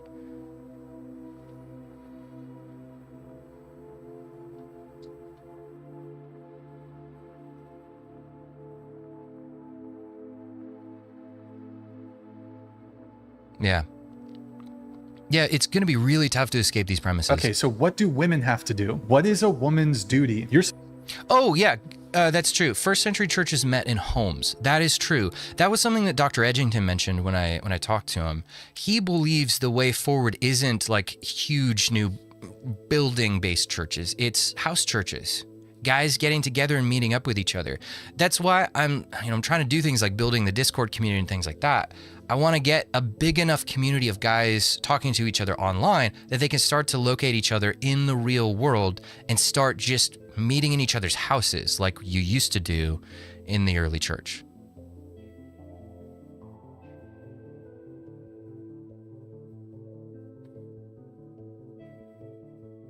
Let's see, what was this? Yeah, Redeemed Zoomer thinks he's going to magically transform the PCUSA, which is, by the way, if I understand right, that's the liberal arm of the Presbyterian Church. The more conservative branch is the PCA. That's my understanding. Yet, he isn't even ordained yet, and we don't even know if the feminists in the denomination are going to allow him to be. I would tend to think they probably won't. Effective purpose. We Europeans have a much harder time with good churches than you do. I tend to believe that. Yikes. Yeah. Saying a man has a duty to pay for first aids, to be a provider, to be a masculine, all these things. What do women have to do? Show up. Be That's a woman. Be the woman. Just show up. That like. What if I said do you that? understand what it is? Such a privilege it is to even be. Okay. To so have women a are very. Yeah, it's privilege versus requirements. Do you understand the privilege that it is to be in my presence? Well, what you really actually said there was, my beauty is my value. Because what other thing about her would make it a privilege just to exist next to her? Just her looks. She looks fake. Yeah, she does. Just show up. You're a liability. Yeah. Ladies, this is why guys don't want to be around you. Her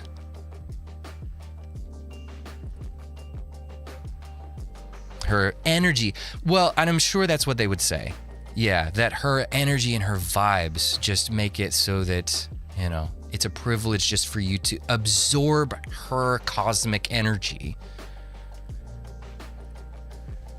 Woof. Anyways, yeah, enough of that premise. Completely this one's fun. Men are the easiest thing in the entire world. I have never wanted a man and not gotten him. Do you have any idea how many men have wanted me and not gotten me? There has never been a single man that I have wanted that I have not gotten, because men.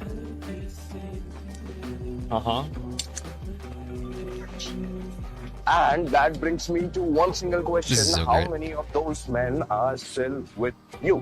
How many? I think they didn't want you. They wanted something else. I'll see you in the next one. Yep. Oh, man. That's crazy. Emotional damage? I guess so. Yeah, that's Right, and that's just it, is that whole premise that I am the table kind of falls apart once those women start to get around men that they actually want something from. They start to recognize that that beauty doesn't provide the value to those men that they're hoping that it will. And then they can't figure out why the guys don't stick around. Sure, I can pull that man, but he won't stay. It's because your premise is wrong. Your premise is false. You are not valuable just because you exist. If you want men to keep you around, ladies, you have to provide more value than just your energy, your vibes, and your looks. You have to provide something for him that he finds valuable. Not just what you think he should find valuable, what he actually finds valuable. Like I've told you guys this story before. There's this girl that I dated very briefly who very smart AI researcher, going for her PhD and all of that, boss babe Christian girl. She didn't want to have kids. She didn't want to be a submissive wife. Didn't want to be a supportive wife even. She wanted a husband who was just sort of there to be a companion, I guess, and to appreciate her. But she didn't really offer any of the things that men might actually find valuable. And she was super confused why men wouldn't stick around. She was also confused why the guys who'd be interested in her only ever wanted her for her looks. It's like, well, girl, it's because you don't offer them anything else.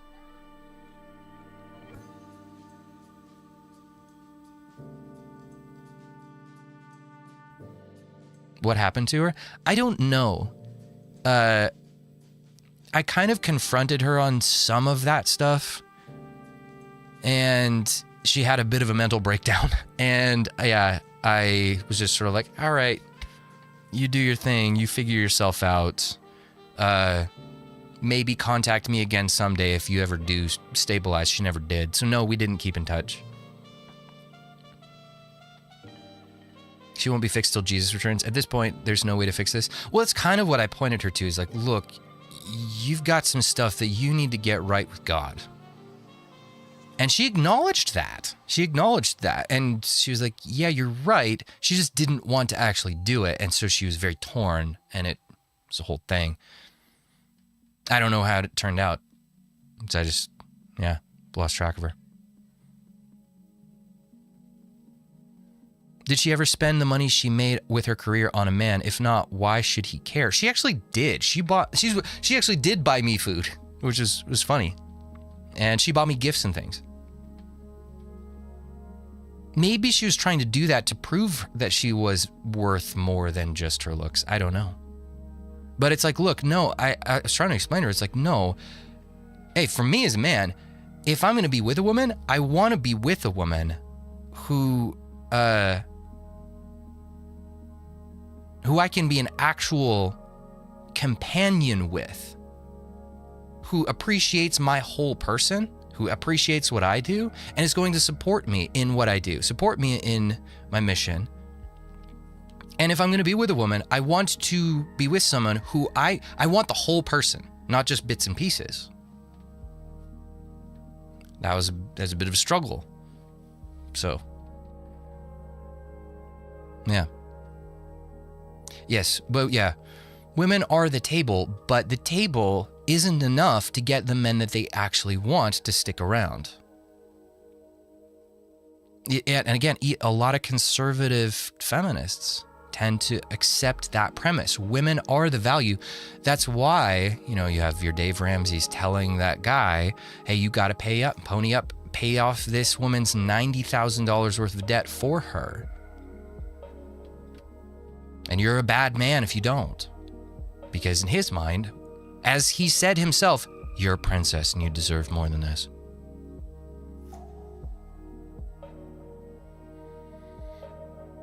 Yeah.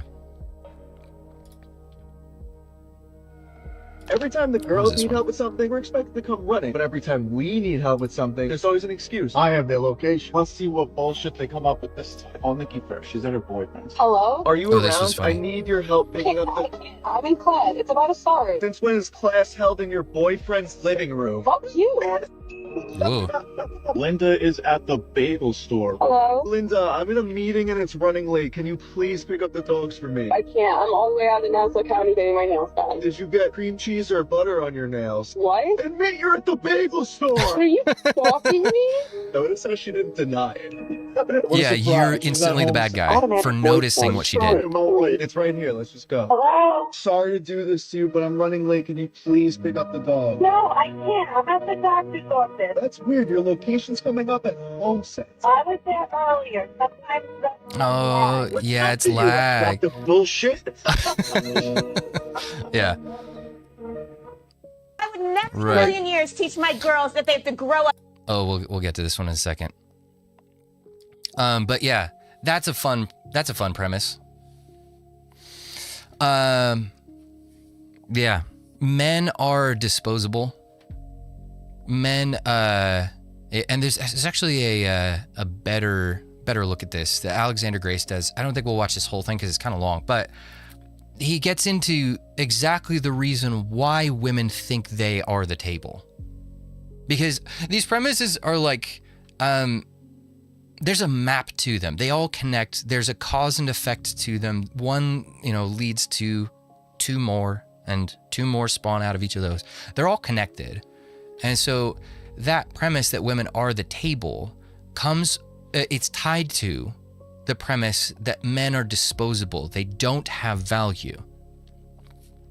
And we see that play out in stuff like this. Hey, women, if a woman needs help, go do it. If a man needs help, sorry, it's totally fine for me to lie about where I am. I don't need to help you. Your problems are your problems, bud. But let's watch this for a second. If men were more valuable in society, why would they be the first ones sacrificed in war? Because they're not valuable. There you go. So funny. That's hilarious. Men's lives aren't valuable, so that's why we should send them to war so they can die. It's funny. That's a good joke. Women are more sexist than men. That is a fact. By the way, I don't think he knew how correct he was. This video was done 2 years ago, before we got the studies on women's sentiments towards men. And yes, women are more sexist, and it is a fact. We now have the data to back it up. He was saying this because he just sees it in the stories that he looks at.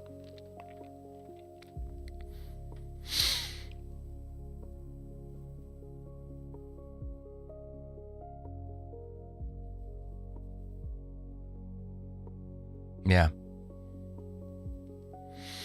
Have you heard the story of Saint Mary of Egypt? Nala Ray would have undertaken her path towards repentance and penitence if she had truly repented, I believe. I kind of agree with that. I'm not sure which story you're referring to there. I'll have to look that up. But yeah, I know the basic premise of that type of thing. Yeah, is she would not have gone straight back into being an influencer if it was real. She would have spent some time away from the public, I think. Spend some time away from the private eye. Spend some time being that Christian instead of, switching from spreading your legs to telling Christians how they should live. And I think there's a reason why conservative Christians so readily accept women like her. They're so quick to push her up, those women up front. There's poster women. They're advertisements. Hey, look at these beautiful women that we have. I think conservatives tend to know that beautiful women motivate men. And so they want to have as many beautiful women over on their team as they can to bring men in. That's why you get your Taylor Alessia having massive following on YouTube. It's why you get a Nala Ray. That's why you get blanking on the names, but there's like 10 or 12 of them that are massive, prominent, former OF girls that switched sides and are now conservative Christian influencers. Conservative sometimes. They are good advertising. Our team wants to pump up the ranks, so they'll do it by any means necessary. It's more of an like ends justify the means kind of thing, I think. That's one of my theories about it. Only reason why that's not obvious is because men are expected to tolerate sexism against them without complaint, while at the same time women are encouraged to create epic tales of victimhood based on the tiniest microaggression. But it is inescapable. At the very core of our culture is the very sexist belief that says that women's lives are more valuable than men's. All women believe that. A lot of men believe that. When I did a poll on my channel asking men if they would give up their spot in a lifeboat if the Titanic was sinking for women and children, 41% said yes. But why? What makes women so valuable, so special that And that's a high number too, given his audience. That poll was shown to his audience, who tend to be more like red/black pill men. Even those guys, 19,000 men responded. That's a big sample size. That's a lot bigger than a lot of official studies are. And it skews in a direction where guys are more, his audience skews in a direction that's more suspicious of women and more tired of feminist garbage. And they still say women's lives are more valuable than men's.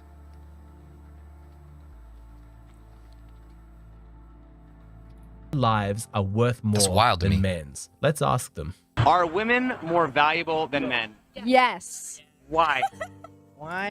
And look, I'm not saying that I think that it's wrong that men shouldn't sacrifice their lives for others. I think if you're a man and you do that, that is a very noble thing. So I'm not like saying you shouldn't. It's just wild that that's how strong of a belief it is that, hey, men should do that. Men should give up their lives that quickly. Because we're better. Because they can. Well, yeah, and you see just the absolute pride in her eyes, the pride in her voice and her demeanor. It's just evil. This guy, he probably thinks he's so lucky to be standing there. And that's it. It's like a lot of women think this stuff and they hold these premises because men teach it to them by treating men that way or treating women that way. Oh, the Sticks and Stones video from Jonathan. Yeah, I just saw that. Yeah, it is funny. Hold on, let's pull that up. Because yes, I have seen this before and it is funny.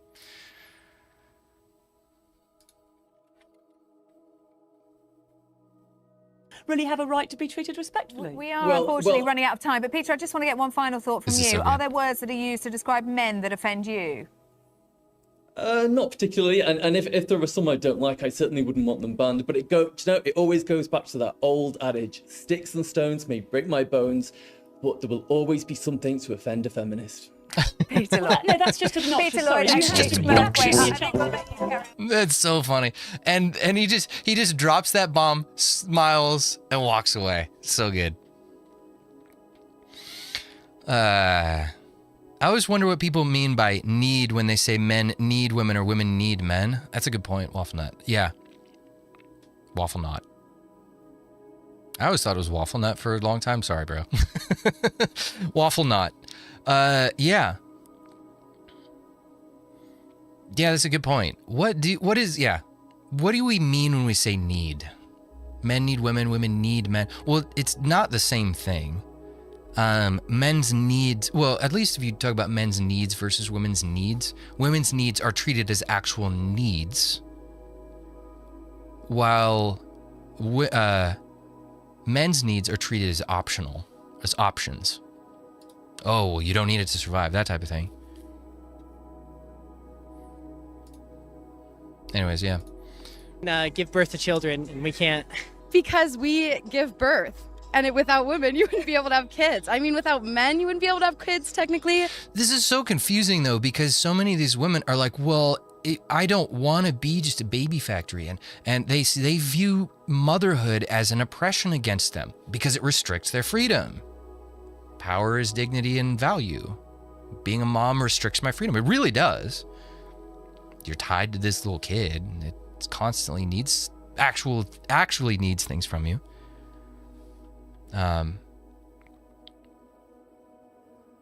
Yeah. But like, who's gonna raise them, you know? So if a woman can't have kids, does that mean she's less valuable? No. No. So what makes women more valuable Make it make sense. even if they can't have kids? Because we're awesome. I am the table. There it is Understanding, again. better communicators. I feel like we think logically, you know? Do you now? They're nice You're to not. look. You're not right now. Like I'm not seeing is the logic in the room with us? I'm not seeing it. Yeah, logical. Right. Where? Get in the end. I'll say that. Amongst the nonsense, they did actually correctly identify the truth. The reason that women are considered more valuable is because of children. That's it. Okay, that's the mystery solved. Women can. Well, okay. To be fair, that's not the whole reason. The girl earlier actually did. She did point it out. I mean, what did she say? Was it like we're prettier or something like that? Because we give birth. And without women, you wouldn't be able to have kids. I mean, without men, you wouldn't be able to have kids technically. But like, who's gonna raise them, you know? So if a woman can't have kids, does that mean she's less valuable? No. No. Yeah. So what makes women more valuable even if they can't have kids? Because we're awesome. Yeah. Understanding, better communicators. I feel like we think logically, you know? They're nicer to look at. They're nicer to look at. That's what it is. Okay. That's what I was looking for. Yeah. Women are worth more in our eyes because they're more aesthetically pleasing. I don't think people realize how strong that is. I don't think people realize how strong of an influence that is. Aesthetics and looks influence our perceptions of people's value far more than we're willing to admit. What is happening? Yeah, women are pretty. They look nice. And so that beauty makes us perceive that they're worth more than men are.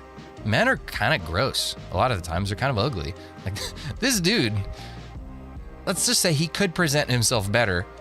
Yeah, you show people this picture, they're gonna feel like this is worth more than that, just based on aesthetics alone.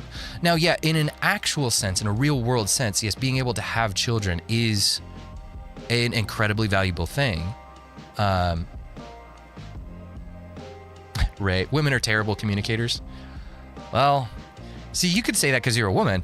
I say that and I'm a sexist. But yeah, but that's another false premise, is that idea that, I didn't even include that in this, but that's actually a decent point, is there's this perception out there that women are the good communicators. Right, but men are, if you look at it, men are far more direct in their communication. They say what they mean and mean what they say, far more often than women do. Whereas women expect people to intuit what they want without them having to say anything. You're supposed to just know that I wanted that. Well, how does that make women better communicators? I guess they feel like they're better communicators. Yeah.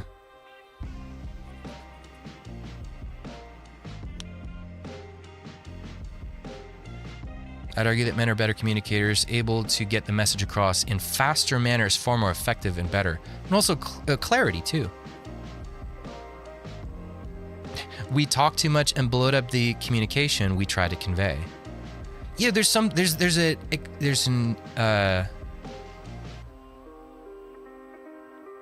a value to simplicity and directness, especially in communication. Like if you're gonna, well, especially in leadership communication, if you're trying to make important decisions, you're on a time crunch, you need clarity and you need purpose to your words. You need to be able to get to the point.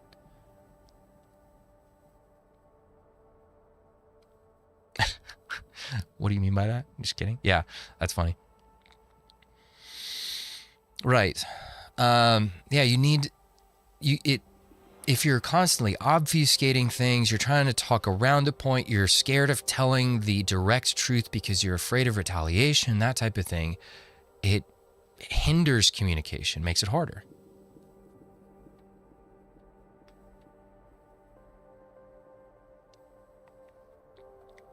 Have you seen that new clip that had 2 women and 1 man, and it was covering how women talked more than men? Was that the one where they were sort of like sitting around there? I don't know if this is the one, but I saw this one where they're like on a talk show or something, or like a news show, and they were, it's like the topic of like how often women talk comes up, and the women just start chattering and the guy just shuts up, and they like prove the point immediately. I think that's the, Oh, the meme in the chat. Yeah. I don't know if I should show that one, but yes, I see it. Yeah. Yep. Yeah. Okay. So that was the right one. Yeah. Anyways, yeah.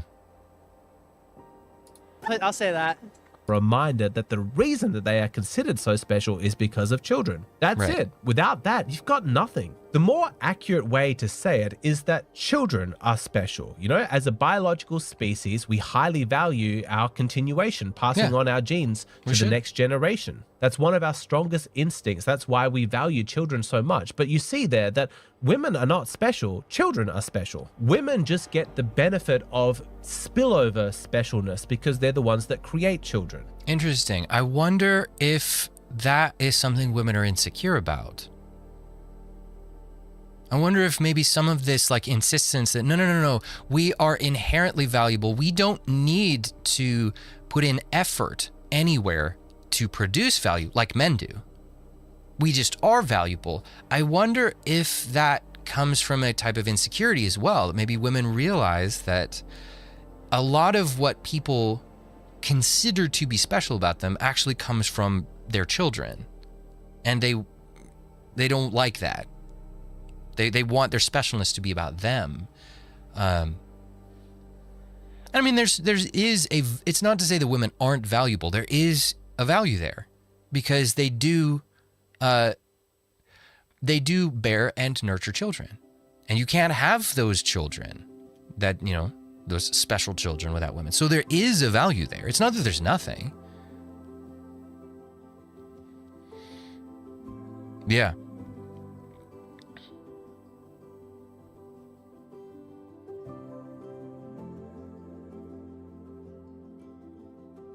I don't think I ever thought of that. I just know I wanted kids because I wanted to be a great mom like my mom. That's an interesting point. Yeah, I don't know for sure if that's what's going on. I don't really have any, I don't know if that I have a way to prove anything either. It's just, it's interesting that he brings that up. There's some possibilities there.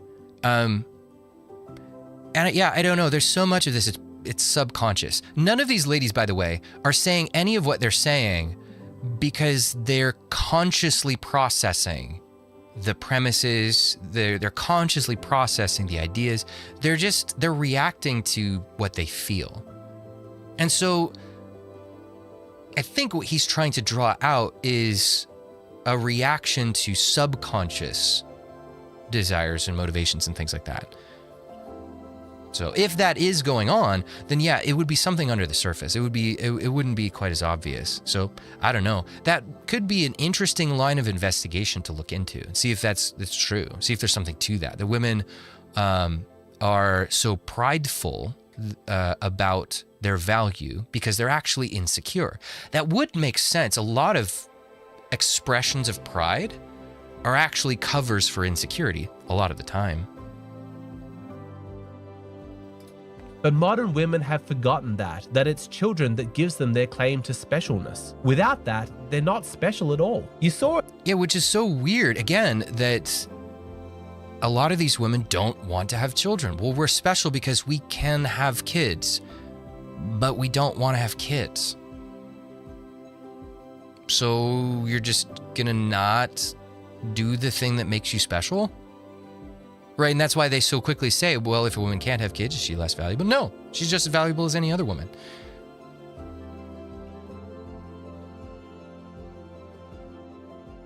Expressions of pride or insecurity, looks at LGBT pride movement. Yeah, well, that is a very direct example of that idea. Because, right, they're very prideful about their behaviors and their chosen identities and all of that. But there's a reason why they get so defensive if you oppose them, or if you don't even have to oppose them. You just have to say, hey, that's cool for you, but I'm not about that stuff. I mean, I don't think that it's the right thing to do. Go ahead, go do it. I'm not going to stop you, but I don't think it's right. That's all you have to say, and bam, they come down on you with an anvil and a hammer. They're dropping the anvil on you, Acme style. But a lot of the reason is they're insecure because they're not fully convinced that their positions are right. So anyone who opposes them, anyone who doesn't approve of them fully, triggers their insecurity. They need approval from other people because they don't feel confident within themselves.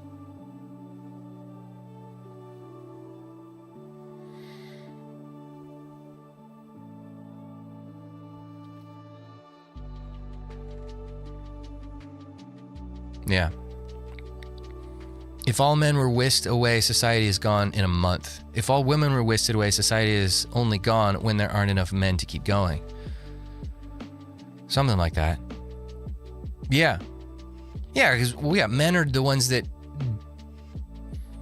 like, ladies have children, and they are instrumental, especially early on, in raising them.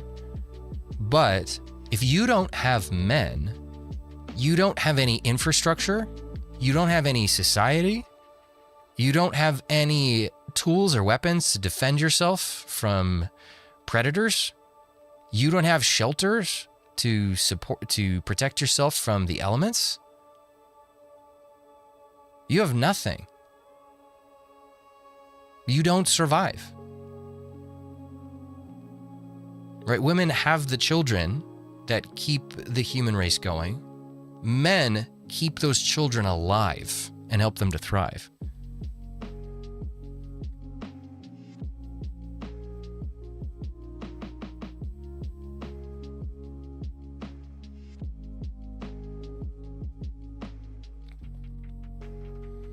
It's hard to feel it at this point. What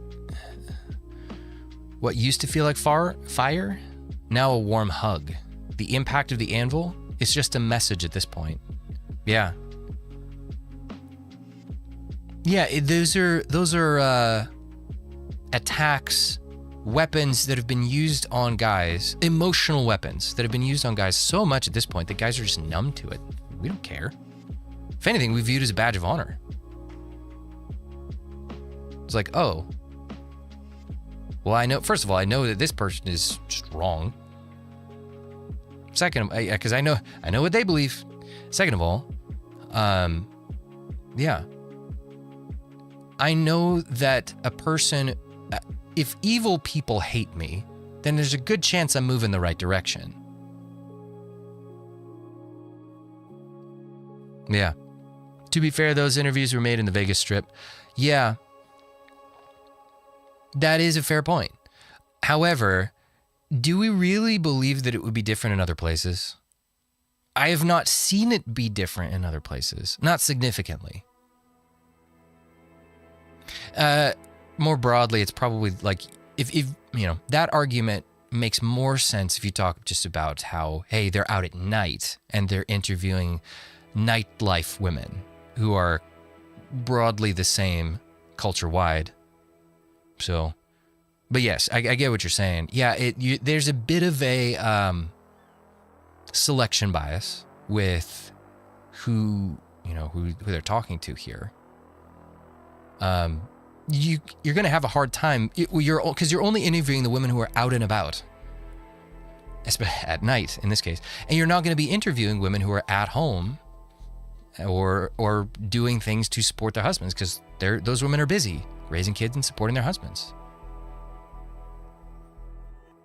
So yeah, you do have a little bit of a selection bias here. That is true. However, I think part of the point that these guys are trying to make is how common these women are compared to the women who are just keeping to themselves and being at home and supporting their husbands and that type of thing.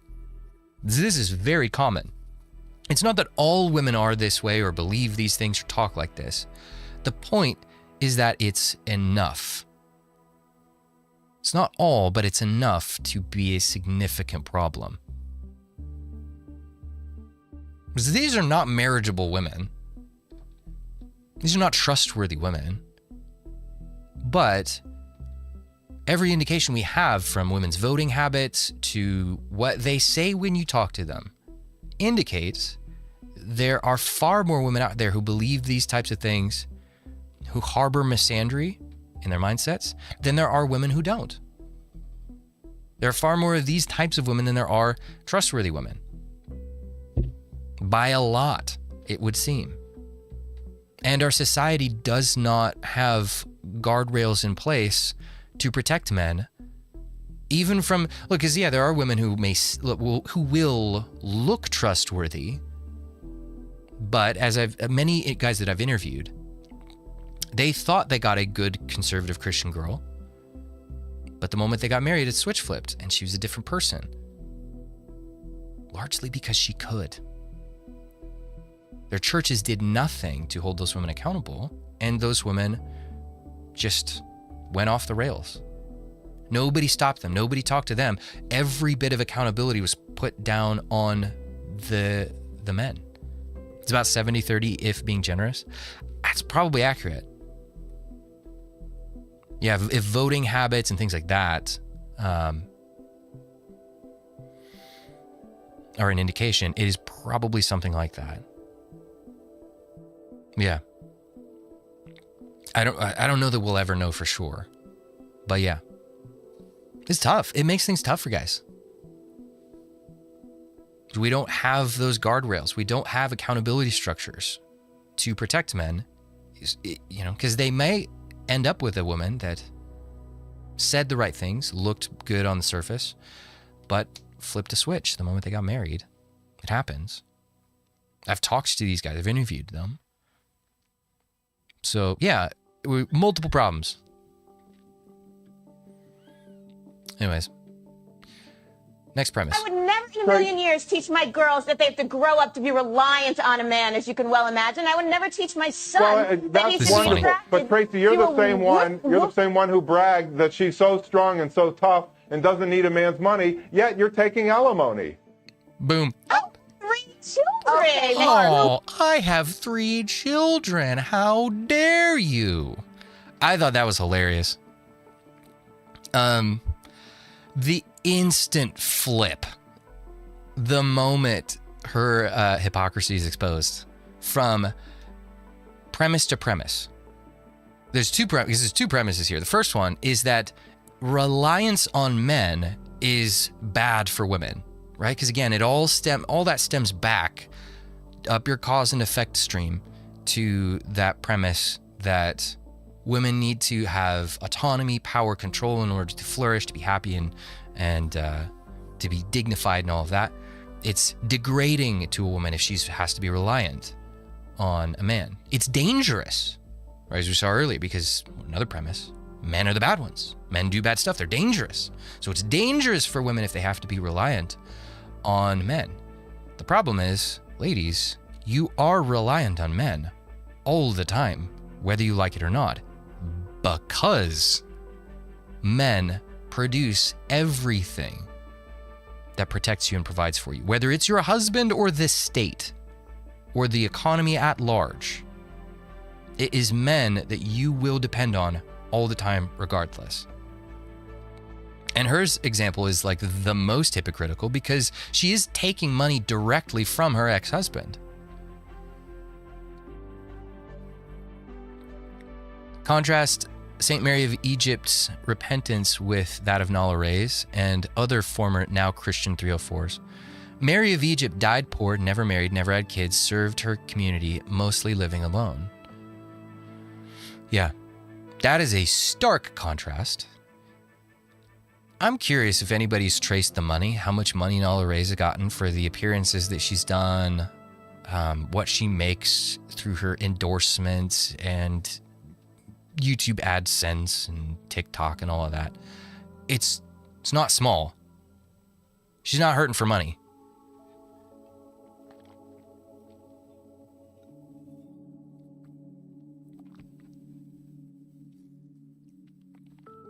Yeah. It's really about her and not as much about her kids. She will just use her children as a tool. That's precisely what she's doing right here. She's using her kids as a tool to get out of the obvious double standard that she set up, the obvious hypocrisy. It's blatant. And he just drops that bomb and just smiles and watches the fireworks. I have 3 children. Look at me. I'm in a bad position. I'm in a bad place. I need it. Yeah, but you're still reliant on a man. And you will be. All women will be. I'm sorry, you just will be. It just is that way.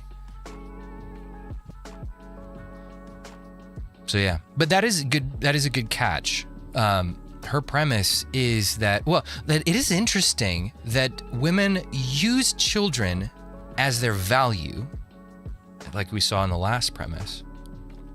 Women use children to say, well, I am valuable just because I exist. Well, why are you valuable just because you exist? Well, because I can have children. She's leveraging her children to get value. And now this woman is leveraging children to get sympathy. She's using them as a tool, like you point out. Yeah. So there's multiple premises at work here.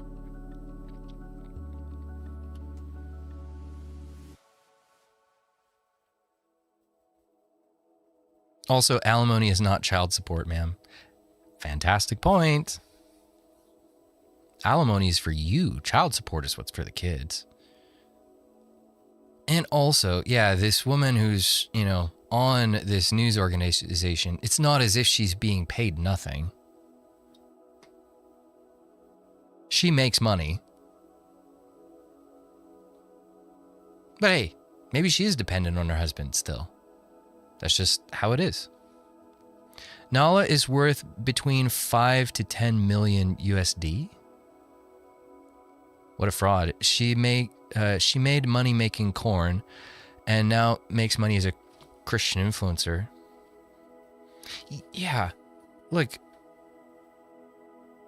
if I was her, if I really wanted to, if I really wanted to show repentance for doing that stuff, I would probably just give away all of the money that I made doing that illicit stuff. So those were unjust gains. I would put that money towards helping to rebuild the lives of the men that I helped to tear down. Programs to keep men off of corn. I'd give it to that type of thing. Restitution. Yeah, but the men are fully responsible for watching her and all of that stuff. It has nothing to do with her. She's not responsible for what they did. Well, I think Jesus disagrees a little bit. What Jesus said was, he was speaking about children, but anyone who causes these little ones to sin, it will be better for them to have a millstone tied around their neck. So Jesus seemed to support the idea that if you encourage another person to sin, you are also guilty. Yes, they are guilty because they did what they chose. They chose what they did. But if you are facilitating or encouraging or teaching people to sin, there's other scriptures that talk about, how false teachers will be held accountable and how pastors, elders, and leaders will be held to a higher standard because they, the souls of God's people have been entrusted to their care. So yeah, she's also responsible for those men's lust that she was helping them engage in. Why not offer some restitution for that, for the damage that you helped to cause in those men's lives? And then go live a life of austerity if you have to as a result of that. I'm just saying, it's like, hey, you don't have to. There's no law or rule that says you have to. But if you want to show that you're truly repentant, that would be the way. All it teaches, young girls is they can live that lifestyle and then be well off in the end and embraced by the church. Yeah. You teach people how to treat you. If you make an exceptionally soft landing pad for people who are even semi-repentant, they don't even have to fully give up all of their old ways. Because sure, she repented of the corn, but she's still going after other things that are seemingly flesh motivated, like money, attention. She doesn't seem willing to set those aside. So I don't see full repentance from her or those people. But we set this example. You're right. We are teaching women how to treat us by accepting the way that they treat us. You can be prideful in your 20s and reject as many men as you want. And then once you get tired of that situation and you get tired of your loneliness, you get tired of being so dependent on yourself, we'll start guilting the men to take you in. You can party and sleep around, do corn, whatever you want. And then once you get tired of that, we will send in men to rescue you from your consequences. We are teaching women to treat it, that it's okay for them to treat men that way. Historically, women like her would have been sent to convents to be kept out of the public eye. Yeah. That's true. Yeah, you would not have been sent out as a poster child or an advertisement for the church. You certainly would not have, that certainly wouldn't have happened. Yeah. Yeah, that's big true.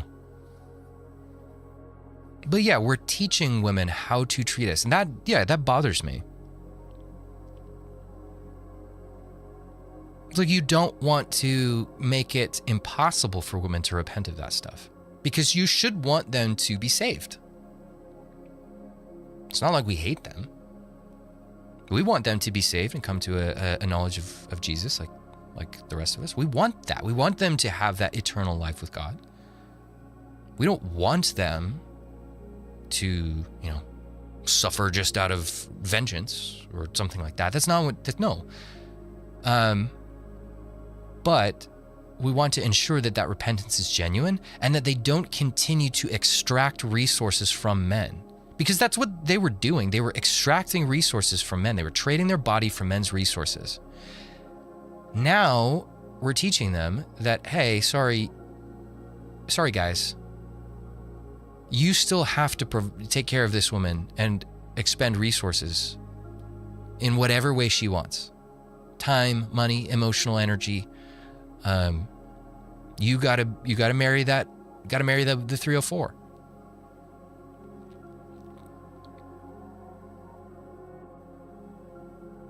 How can one guard his heart in this world? Because seeing this content makes me incredibly angry. Angry at the world, angry at women, angry at feminism.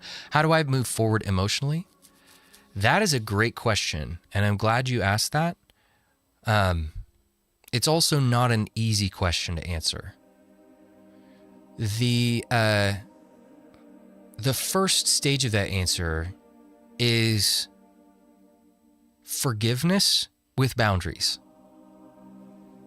So that's the thing, is that we will say, hey, ladies, come repent of your OF corn making ways, but then we're just going to show absolutely no boundaries, and you can continue to extract resources from men in any way that you want.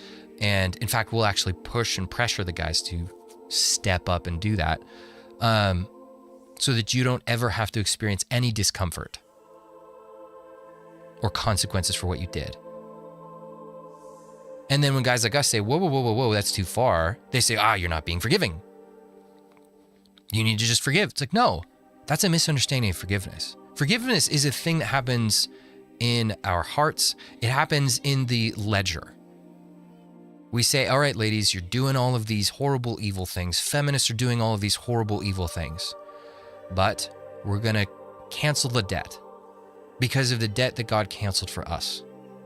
We're going to wipe that off of the ledger and say, all right, you don't owe us anything in return for what you've done to us. But, this is a critical but, we're going to start establishing some boundaries. We're not going to let you continue to win the premise war. We're not going to let you continue to extract whatever you want from us without offering anything of value in return. We're not going to encourage or condone bad behavior anymore. You do not get to do whatever you want to us. Yeah, forgiveness and reconciliation are two very different things.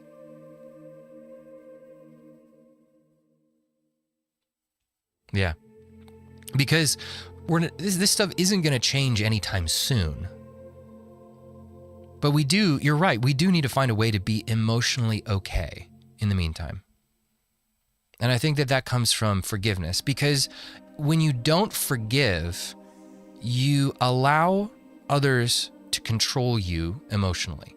When you hold on to those debts, you're allowing that other person to determine your emotional stability and well-being based on whether or not they pay you back or do whatever it is you think will make you whole again. And if they don't, well then, they can continue to make you angry, make you frustrated, make you bitter. Forgiveness isn't just the right thing to do because God forgave us. Forgiveness is a powerful help for us because it frees us from the emotional leverage and control that the other party has over us. They no longer have that leverage over us anymore.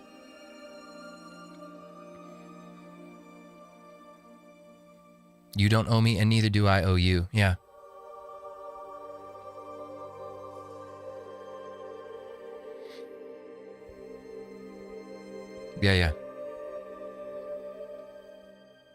Yeah. So, right. Yeah. The important thing is to, check ourselves, do the best we can to let go of our bitterness, forgive so that we can let go of our bitterness and our frustration.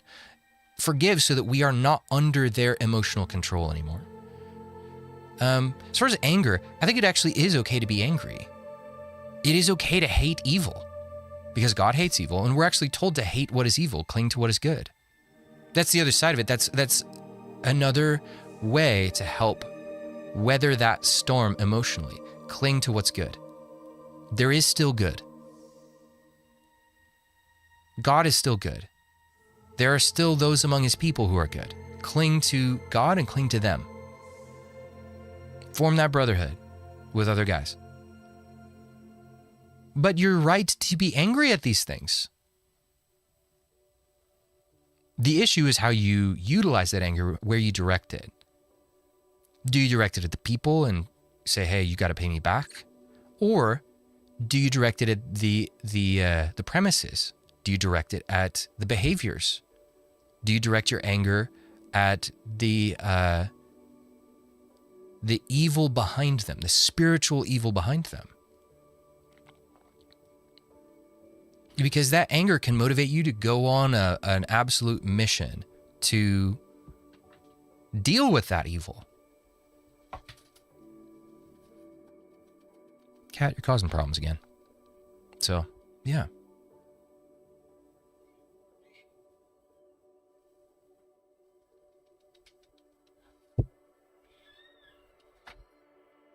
Hi, Cat. Adam and Eve were made with the capacity for anger. It has a purpose even in a perfect world. I'm not sure what that purpose is, but the point is that it's not wicked in and of itself. Yeah, the anger serves a purpose. God always had a capacity for anger. And his anger is righteous. There is such a thing as righteous anger. There is a purpose for it. And that purpose is to hate evil and oppose evil. Our emotions are a part of the image in which we were created. You got the rest. It's all about how you use them. Yeah, it is a part of God. God gets angry. It's a part of his nature and who he is, and we have a piece of that.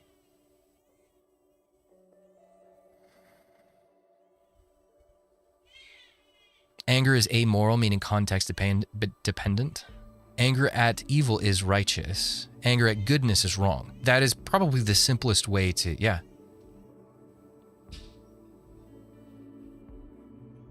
Yeah, but having the capacities doesn't mean that we have the wisdom. We got to pray for that. Yes, that's another thing. That's a good point. Pray for wisdom and how and where to direct your anger, how and where to oppose evil, and do it. We have every right, and we actually, I believe, have an obligation to not just see evil and feel ways about it, but go do something about it.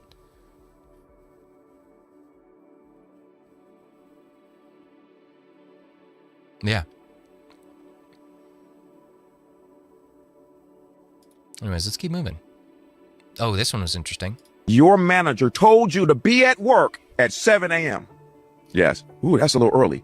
But you still did what was necessary to be there on time at 7 a.m. Your husband says, hey, we need to head out. I'll just use church. We need to head out the door. We need to be leaving for church at 9:30. We need to be leaving out the door for this. Why are you always late? And then you get mad at him when he says, why are you always late?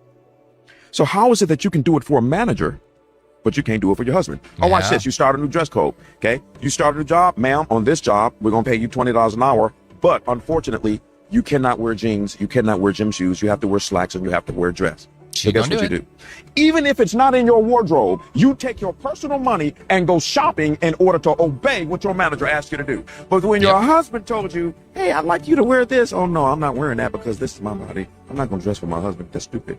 So why is it that you're doing it for a manager, but you're not doing it for your husband? Doesn't make any sense. I mean, yeah, why is it so hard for people to respect their marriage the same way they respect their job? That's such a good question. There's some more premise battles going on there.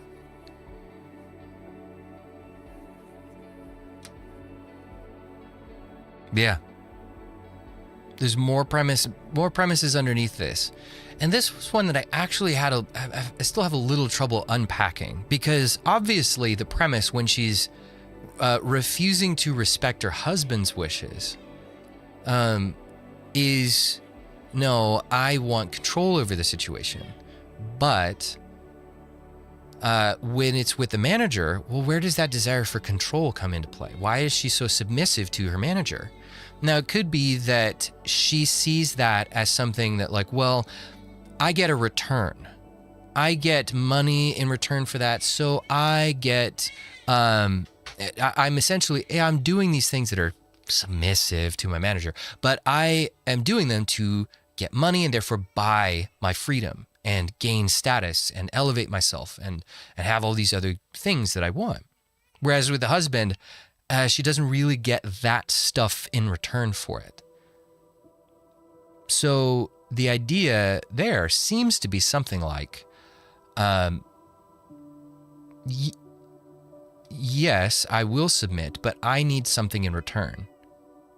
I need value in return for it. It has to be something that is paid for. My respect has to be earned. It's not an obligation. Because he makes a lot of great points here. Women are so averse to taking any orders from their male romantic partners. Also, I think some of it, too, is just resentment for their husbands. I mean, we can't discount the idea that a lot of these wives who don't respect their husbands' wishes, they don't find their husbands desirable or attractive. They wish they were with a different man. If she's happy, if a woman is happy in her marriage, she's happy with the man that she's got. She's attracted to him. She likes him. She respects him. She's generally happy to do what he asks. Women will do all kinds of stuff for men that they're not even married to if they're attracted. But if they're just sort of meh about him, no, I don't want to do what you have to say. Ew, gross, no. I wonder if there could be something even deeper going on there. It could be that, I mean, there could be some like self-sabotage or like sabotage of the marriage going on there. She knows that her husband wants certain things. And the real goal there, because again, whenever you see goalposts moving, people are revealing to you that their stated goal was never the goal.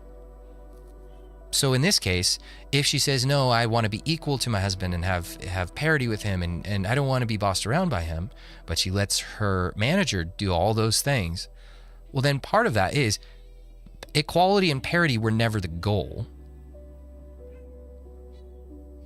So maybe what the actual goal there is, it's not that I want to be free and have my own choice. Maybe the goal there is she's trying to get out of that marriage. Sabotage it. Maybe she knows that maybe she knows that her husband wants her to respect him, that he would value that he would enjoy that. And she knows that if she doesn't, that will push him and aggravate him and that will push him away. She knows that, but she's not attracted enough to him to respect him. She's maybe resentful towards him that he's not the man that she really wanted. Maybe she hopes that if she pushes and sabotages that'll get him to leave, and she can maybe go out and find something better. Maybe there's something like that going on under the surface.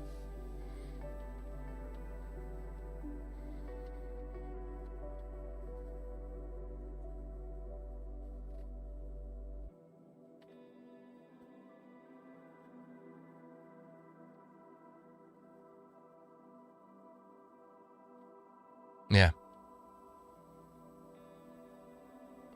There's a troll in the chat. Yeah, if you've got trolls, just ignore them. Let them do their thing.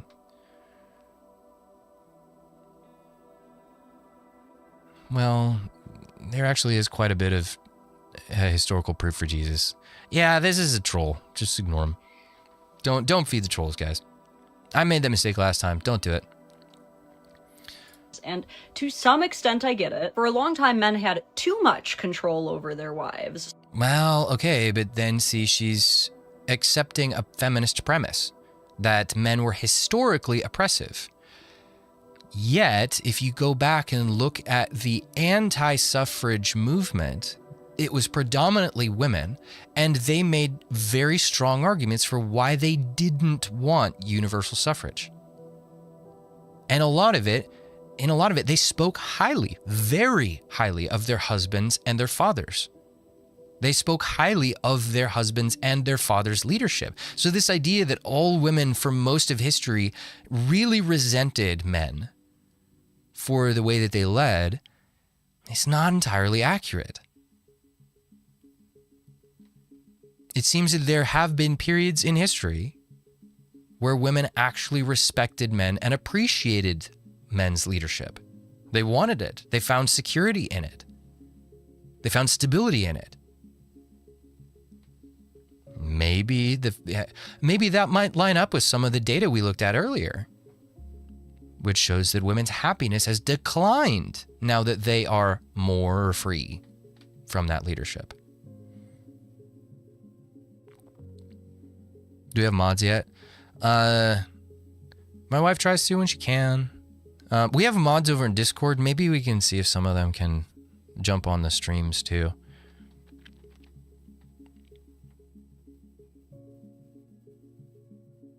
I find great pride in being a man that brings stability women notice. That's a real thing. Yeah. Yeah. That's a legitimate and good thing.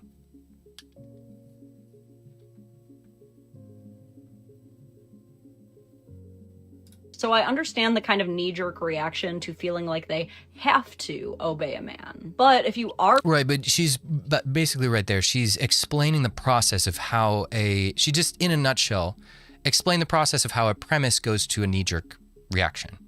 Premise, a thing happens. It interacts with the premise the person believes.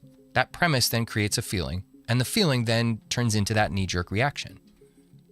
Willing to take orders That's from why you have to win the premise battle or you can't win the argument. a male boss, Why would you be so unwilling to hear out your own husband when he needs something from you or needs you to be more prompt? Same thing with men in marriages. Men are proven to be competent workers. They will show up on time. They will improve metrics-based performances. They will go on personal improvement plans and accomplish them, yet somehow struggle to listen to their wives when asked to do something better or more efficiently around the house. Forgetting that the whole point of marriage, besides political and economic reasons, is to pledge your allegiance and servitude to each other. And now that we're all in the labor force, it's a lot easier to observe that delineation between someone who will obey their 20-year-old boss but won't afford that same respect to their own spouse. All I'm saying is if you are more obedient to your boss than to your life partner, you're a bad spouse. I said what I said.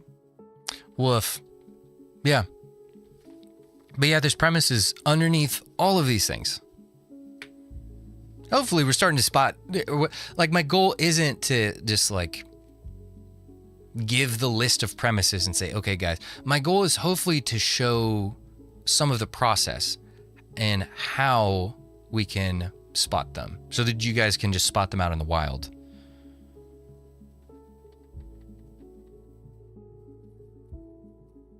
Learned the premise lesson from my dad. Always felt like I was arguing with fortifications.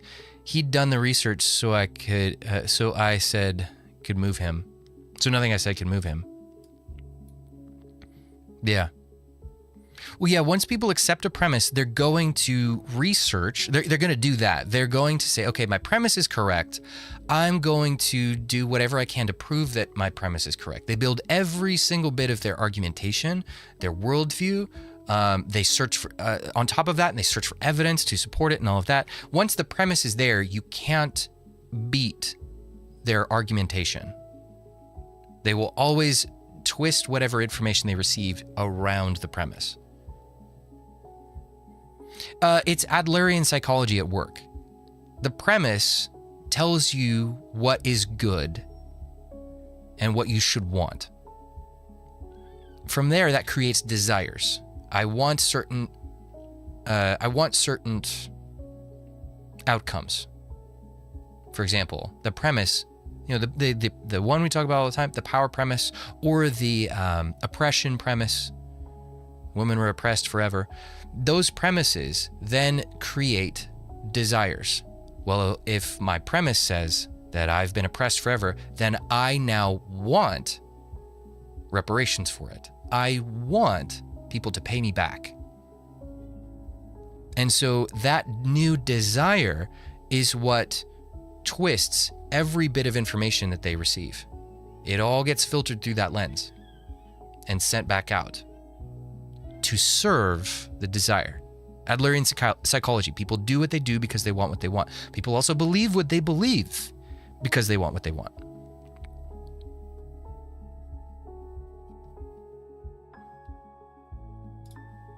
Let's keep moving. This is funny. Well, it's great that women occupy 65% of PR jobs. We still live in a world where only 14% of Alaska crab fishermen are women. And 10% of roadkill removal specialists. Women are perfectly capable of things other than marketing, and they have every right to be down there mining coal with the boys. 50% of coal miners should be women minimum. Here's a list of grants for female filmmakers. Now here's a list of grants for female oil rig workers. Women can and should be rig pigs, especially the butch one. And a mere 3% of plumbers. That's what happens when our children see Mario and Luigi instead of Marjorie and Louise. My ex-girlfriend was discouraged from plumbing, and because of that, she had to rely on me to pay for meals at restaurants. I stand for that no longer. I want the patriarchy dead and me dead asleep while my partner is shoveling snow in the middle of December. Nice. My wife's texting me, says we need to talk. Yeah, she probably wants to talk about the fact that 90% of whale snot collectors are still men. Or 94% of porta potty cleaners. What message does this send to our daughters? I've never killed a bug ever. That's something that your girlfriend is perfectly capable of, despite what propaganda will tell you. That's so funny. Yeah. So the premise there is that equality is inherently good. That's one of the most ancient and foundational feminist premises. It's a Marxist premise as well. Equality is an inherent good in all situations at all times, no matter what. The problem is, it's pretty easy to expose that, once again, goalpost moves and you see that that's not what the actual goal is. equality for me, but not for thee. The actual goal behind that premise is advantage. If I'm behind, I want equality so that I can be given a leg up without having to put in effort or show merit. However, you'll notice once Marxists and feminists get ahead, the narrative changes and it becomes about justice, not equality. I'm ahead, sure, but I deserve it. I need it. I'm owed it because of what happened to me in the past. The oppression premise. All these premises connect. So, equality is a sacred good, and it's one of the premises that forced so many compromises in conservatism, in Christian churches. We need to put women in as many places as men and having as many roles and having as much status because equality is an inherent good. And so any area where we're not equal, well, we got to do as much as we can. It ends up being super confusing and tough for complementarians because they try to acknowledge the inerrancy of Scripture. They try to acknowledge the historical interpretation of Scripture that men are to be the leaders of churches and households. They try. But at the same time, they try to compromise with this equality premise. And so they're like, well, God says men have to be leaders at the head level of the church and the head level of the home. But we want to compromise and give you as much equality in every other aspect of life as we possibly can. They don't realize that what they're doing is they're accepting the premise that equality is an inherent good and failure to reach equality is an inherent moral evil. So they don't realize that, this is why they can't win the argument. They can't win against the egalitarian argument because they've accepted the premise that it's built on. And it doesn't matter. Once you've accepted that premise, any area of inequality is going to look like a moral evil. So, they get stuck backed into this corner where they're like apologetic about men being in leadership. But they're almost like saying oh, I'm so sorry, ladies, that only men can be pastors.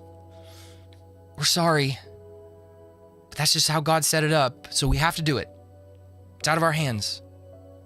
But when you're apologizing like that, you're acting as if what you're doing is immoral.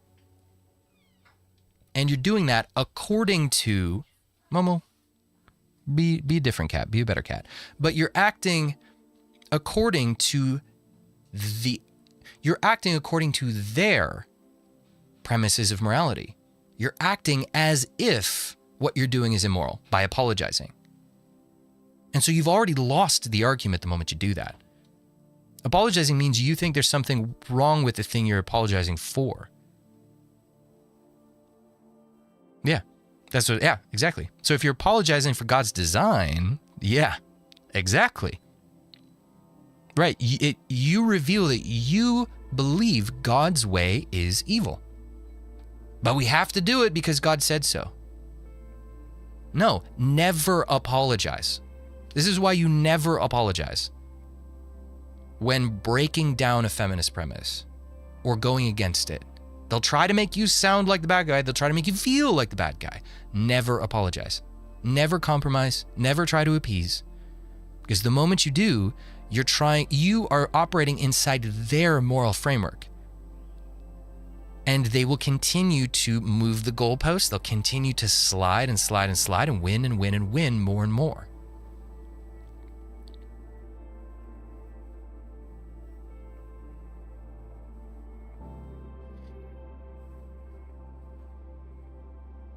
Yeah.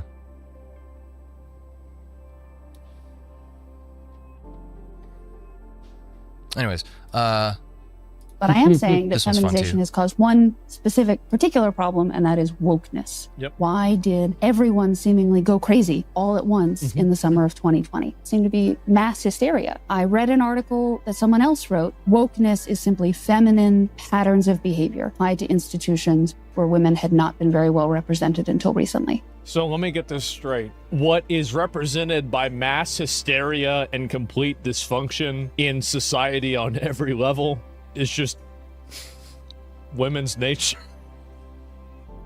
And when they're approaching a moral question, will ask, what are the facts? What are the rules? Yes. Whereas women will say, what are the relationships at play here? Yeah. How can we make everybody happy? How can we reach an outcome? Yeah, and by the way, that way of decision making is stupid. It doesn't matter whether they're men or women. Being a logic-based, rational, facts-based person that bases them off of, you know, this is what's happening, this is the right thing to do, rather than looking about how people feel or what the consensus on it already is, that person is simply a better leader. There's no equivalency at all. Right. I love how direct Asman is about this stuff. But yes, if you're more in tune with reality than with how people feel about it or the relational consensus, yes, you're going to make decisions that agree with reality more often.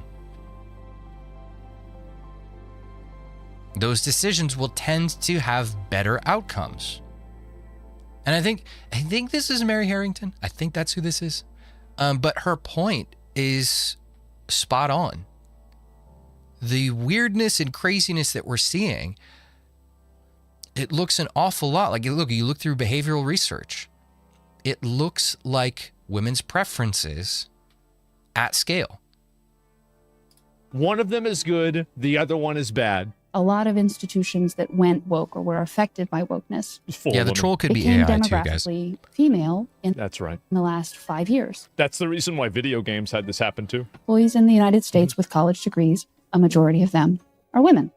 And this was a systematic problem because men and the way that men learn things has been, I think, deprioritized. that's and true. in the instance of what the male inclination is versus what the female inclination is, inside of every single opposition between those two forces, society allows the female proposition or disposition to be the leading disposition, pretty much like allowed by everybody else. It's basically HR. Yeah, exactly. Yeah, it's systematic feminism. If you look at a lot of these like woke communities on the internet, it's overwhelmingly mentally ill white women.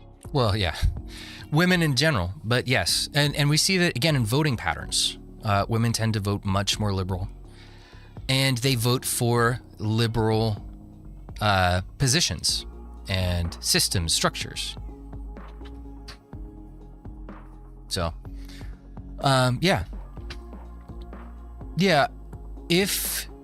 Well, first of all, men and women are different. Let's just acknowledge that. But one of the underlying premises of feminism is that men and women, sure, they might be different, but they're equally capable. They're equally capable souls living in slightly different hardware. We just have some different bits, but everything else is basically the same. And so men and women are equally capable in all things, and that's a necessary, I mean, this is another child of the equality premise. And this is one of the reasons why they so desperately want equality to be so sacred. Right? They have to believe that women are equally capable to men in all things. Because things like leadership, things like government, things like institutions like academia and church, those are places where you have to show capability, you have to show competence to be able to get ahead or to be able to get into the positions of power. Well, again, go back, teleological thinking, Adlerian psychology. The premise instigated a want. The power premise instigated this desire in women to go get power. Well, the reason why men are in these positions of power is because men and women are different. So, well, and they are not equally capable in all things. So we have to destroy that premise. We have to destroy the idea that men and women are not equal. We have to make equality sacred first, and then we have to make it sacred, this concept that women are equally capable to men in all things, in all ways, so that women can have equal access to all positions of authority, power, success, status, and all of that, so that women can be equally dignified to men. It all stems back to the power is dignity premise.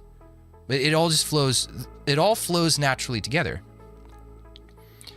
But it's false. Men and women are so different that they are significantly better and worse at different things. And like Asman pointed out, and I think that's Mary Harrington, they're pointing out that leadership is an area where men are significantly more capable on average. Because men tend to be more direct, they tend to care much more about facts, they tend to care about results, they tend to care about rule of law and justice, actual justice being done. They care about accountability, like genuine accountability. And this is backed up by behavioral research by people like Joyce Benenson. Women tend to care much more about consensus. They tend to care about making others happy. They tend to care about how they look to the community, which is why they want consensus. They tend to care about their own reputation. They tend to care about appearing to be compassionate and kind and loving. They tend to, they want other people to perceive them as a benefit to the community. So optics and appearances are incredibly important to women, which means they're going to prioritize things that make them look good to the community. Even if those things are not congruous with reality. That's why you have things like the massive daycare fraud being defended by female politicians. They're tearfully crying in Minnesota. Minnesota, there's these politicians, these female politicians who were in tears crying, defending these fraudsters and thieves for the sake of compassion. Men don't lead that way, or at least men who don't care about what women think of them don't lead that way.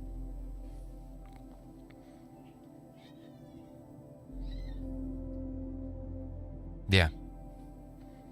So this is another sacred premise of feminism. Everyone is equal in all ways that matter, and women are equally capable to men in all things that they want to be equal in. They're not equal in obligation, as we saw back in the last one. Women don't want to be whale snot collectors. But we are to believe that they're equal in capacities and capabilities in all things when their preferences, their ways of viewing the world are so different that it impacts the way they lead. It causes them to lead in ways that are contrary to rule of law. They don't care about rule of law if it's uncompassionate, if it might make them look bad, if it might make them look mean and harsh. They don't care about long-term outcomes as much if it makes them feel bad. Men don't lead that way on average nearly as much. Men are much more direct and in connection with reality, which makes them more capable at getting good outcomes.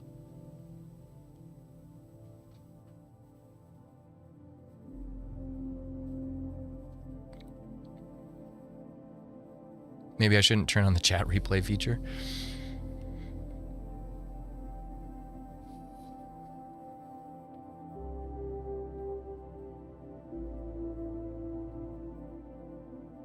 Yeah, the chat's kind of off the rails right now. Sorry, guys. We're bringing it home. We're almost there. Here's another one. We have another Mary Morgan tweet. We're back to her. We have an epidemic of lonely church girls. No? Well, technically, yes.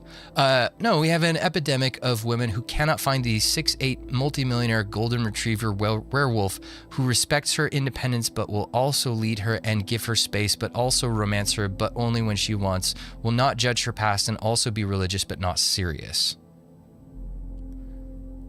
Yeah, I think we have a bit more of that.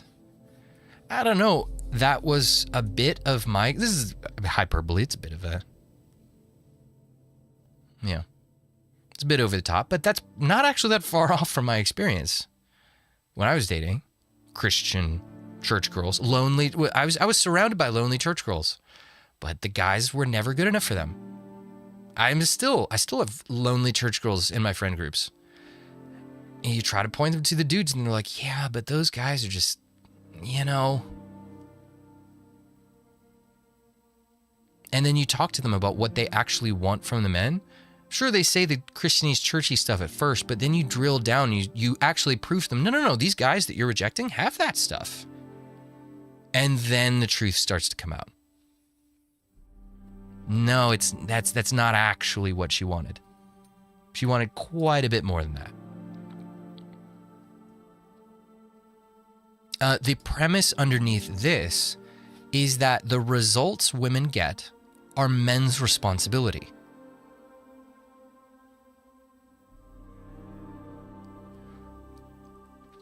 That's the only way you can arrive at Mary's conclusion here. Because there's no way you can look at the stats on how few women, or how few men the average woman finds attractive, and then say that there's an epidemic of lonely church girls. The stats unequivocally say that the majority of men will date the majority of women. Or at least in terms of attraction and desire, they'll give the majority of women a chance. The same is not true in reverse.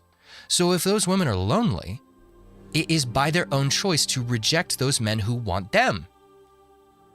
That's just what the math says. So we don't have an epidemic of lonely church girls. We have an epidemic of lonely, picky church girls.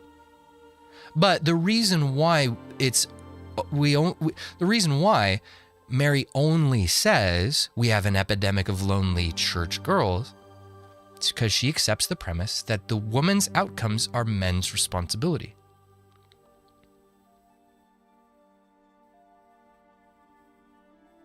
Six-figure, 6 foot, unmarried and under 40 is 1.7%. Yeah. Yeah.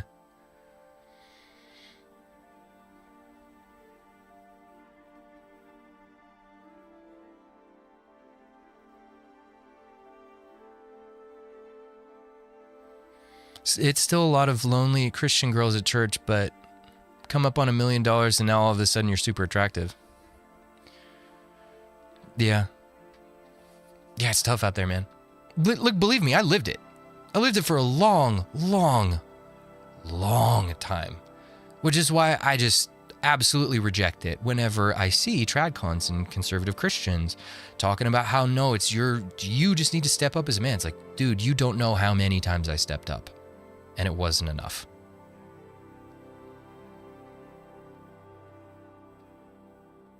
So, yeah, another premise. Women's results and outcomes in life are men's responsibility. And it's not just limited to lonely church girls. This is marriages. It's that idea you see all the time. We've looked at this before, that divorces are always the man's fault. Like Pastor Scott Anderson, point blank, just said that. It wasn't subtext. He literally said that.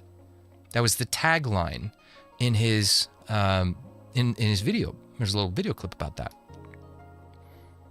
The outcome that you get is the man's fault all the time, regardless of what the woman did or didn't do.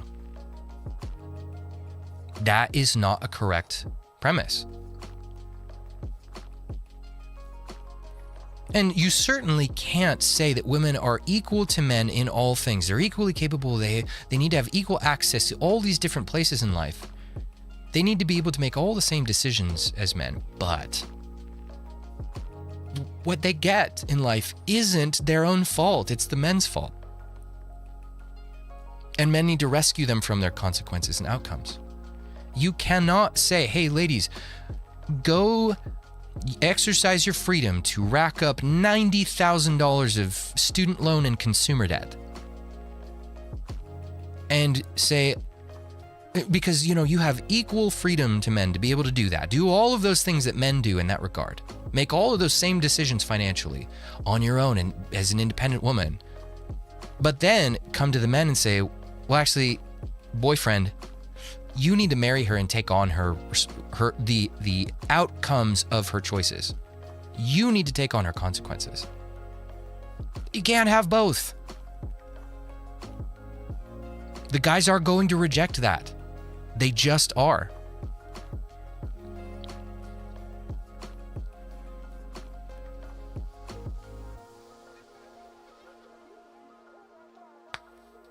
Yeah. Let's see here. Oh, and there's it goes even further than that. This video makes me grind my teeth because this is Michael Sertan. He's talking to a couple of Christian bros. Men just need to step up. I just think the men are weak. If a man can't find a wife, he's weak. It's not only, it's not all this other dumb crap. It's not the Dubai trips. Yeah. It's not the woman's fault. That's my point. Yeah. This is literally what they believe. They believe it does not matter what women do. Every outcome is men's fault. So even if the stats show that the vast majority of women do not want the vast majority of men, and that doesn't really change a whole lot, based on how hard the guys try, no, it's still the men's fault. So we have two premises here. Women's outcomes are men's fault all the time, and men's outcomes are men's fault all the time. In both cases, that is completely disconnected from whatever choices women make. Even though women have more rights than men do today, they have more freedoms, they have more leverage, they make more money, they have more societal influence, they have more people on their side, they have judges, church leaders, academic leaders, all on their side, leaning on men on their behalf. They have significantly more cultural influence and sway right now. Yet, men are still responsible for everything that happens.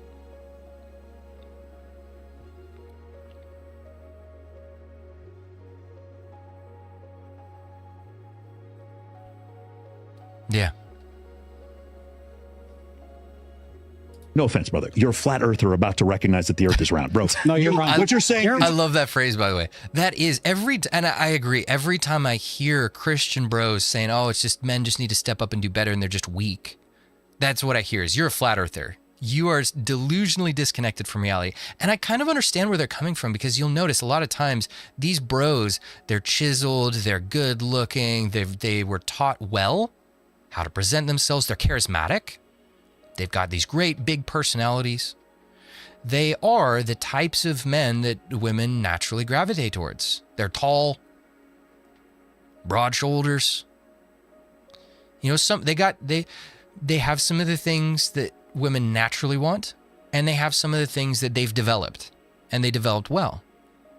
And they think it's all about development. And they think that development can just happen overnight. They don't think that it starts when you're born. And that which family you were born into and how your parents raised you, whether you were raised more by your mom than your dad, they don't think that that stuff has a major impact over the way that that man lives his life.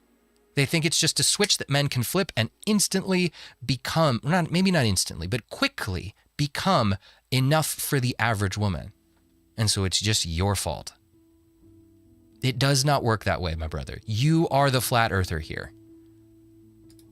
Outrageous the standards that, bro. No, you're wrong. What you're saying is when you see how outrageous the standards that women have for average guys right now, again, you're saying two things that cannot be true at the same time. Right. They cannot say the average guy, if they also don't think about the caps and thresholds. Yeah, I still need to do a video on that. Like where guys can cap out and all the different stats that they can improve themselves in. Because men aren't infinite, they have limits. And the limits are not evenly distributed.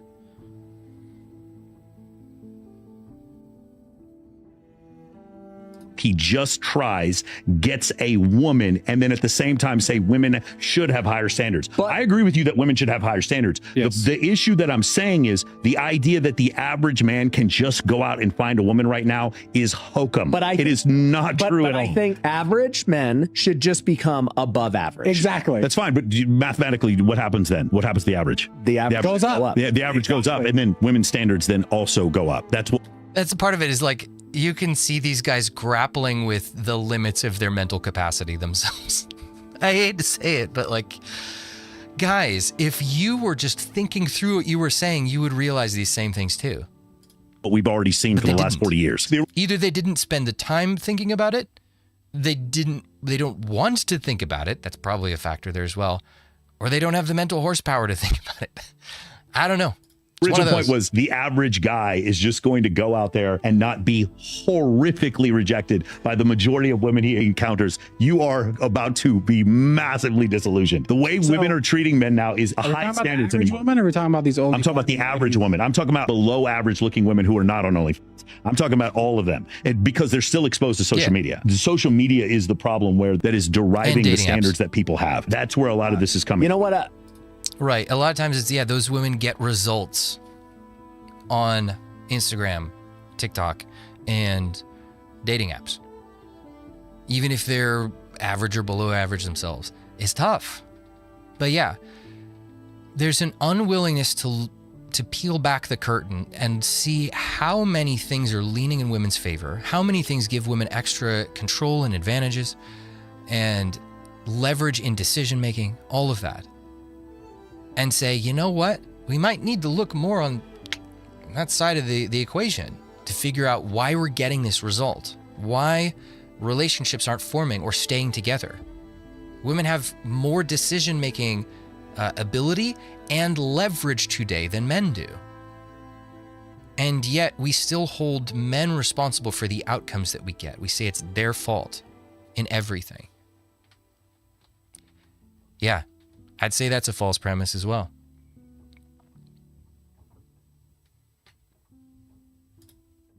Pray for the rage baiter, they need Jesus. I'm choosing to believe that he's not real. Maybe he is. But I'm choosing to believe he's a bot. It happens. Okay, last one. This is the final boss for today of premises. When women are in menopause, we see divorce rates increase during this period of life. Is that true? It is true. The way it was explained to me by one of my mentors was that when you're in your reproductive years, so premenopause, you've got a different level of estrogen, progesterone, and testosterone every day. And it makes you accommodate, makes you kind of roll with the punches, and it sets up this level of flexibility that starts to disappear when you go through perimenopause and menopause. Mm-hmm. And so the way my mentor described it was that the hormonal veil is lifted and you start to speak your truth and not accommodate. Okay, the moment you hear the phrase speak your truth, we know who we're listening to. You speak your truth maybe for the first time about the state of your marriage, about the things that you're happy about, the things that you're not happy about. And it does lead to an increased rate of divorce. Yeah. So I'm sure you guys can kind of guess at what the premise is here. Women's biology makes her non-responsible for her choices. She is not responsible for what she does because her biology made her, essentially. This is a premise you'll see everywhere. Women are not responsible for what they do. We can't hold women accountable for what they do because they're not actually in control of their choices. There are other ways that you'll see people say this. Some will point to women's moldability. That was a part of the conversation that I had with, I'm blanking on her name. Conservative Christian red pill commentator woman. I had a conversation with her, and one of the things she said is she stopped me mid-sentence and was just like, well, no, Matt, women are moldable. They follow the men that they're with. So it's really just men just need to be strong and be firm in their leadership, and women will follow that. And then there was that other clip we saw from Jacob Monroe where he was talking about how, strong men create based women. Strong, attractive, hot men can convince women and deprogram them of their feminism and all of that. There's truth in there. There's truth to these things. There's slivers of truth here and there. Yes, hormones do influence the way women see the world and what she feels and what she wants. And yes, women do tend to lock in with a strong man. Those things are true. But she's also an adult. And she's also responsible for her choices. She's capable of making choices. We've given women more freedom than men to make whatever choices they want in life. But yet, women are not responsible for what they choose because they're always either reacting to the man or they're reacting to their biology. And so we can't hold them accountable for what they did. It's not their fault. They didn't choose to. The premise is that women are simultaneously powerful girl bosses, yet they are helpless. They are helpless followers at all times. Either they're following their biology, if you're more on the left wing, or they're following strong and attractive men, if you're more on the right wing. Masculine men, if you're on the right wing. But what she's saying here is basically a woman's hormones make her more forgiving. They cause women to overlook men's faults and their evils and their bad deeds and all of that stuff when a woman is young. But then those hormones drain away as she reaches menopause and she starts to see the man for who he really is, the bad, evil man. And then the truth comes out. Her truth comes out. The reality, the important reality, the woman's reality comes to the forefront, which is that the man was evil all along. He was terrible. He was bad. He was treating her terribly all along. And now she's just seeing the truth and she's just reacting to that truth. This is a bad, evil man that is perfectly good for her to try to get away from.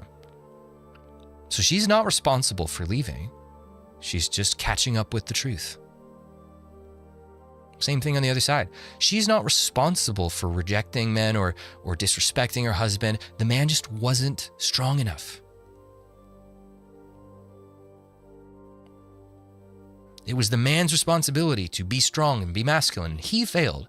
And she just followed. She just reacted to the man's failure. So she can't be held accountable. We got to hold men accountable. They are it. They are the ones who need to be held accountable. So that's our final boss for today. Hopefully we arrived somewhere. Hopefully we got something out of this. That is, again, that isn't all of the premises. That is not a comprehensive view. There are more, but that is a pretty good intro to them. It's a pretty good roadmap through a bunch of the more prominent ones. And that will hopefully give you some tools to try to spot them for yourself in real time whenever they come up. So I really got to get going because I got to pee. But this is a fun one. We'll talk to you guys again soon. Guys, go have fun with the rest of your day. Go with God. See you later. Peace.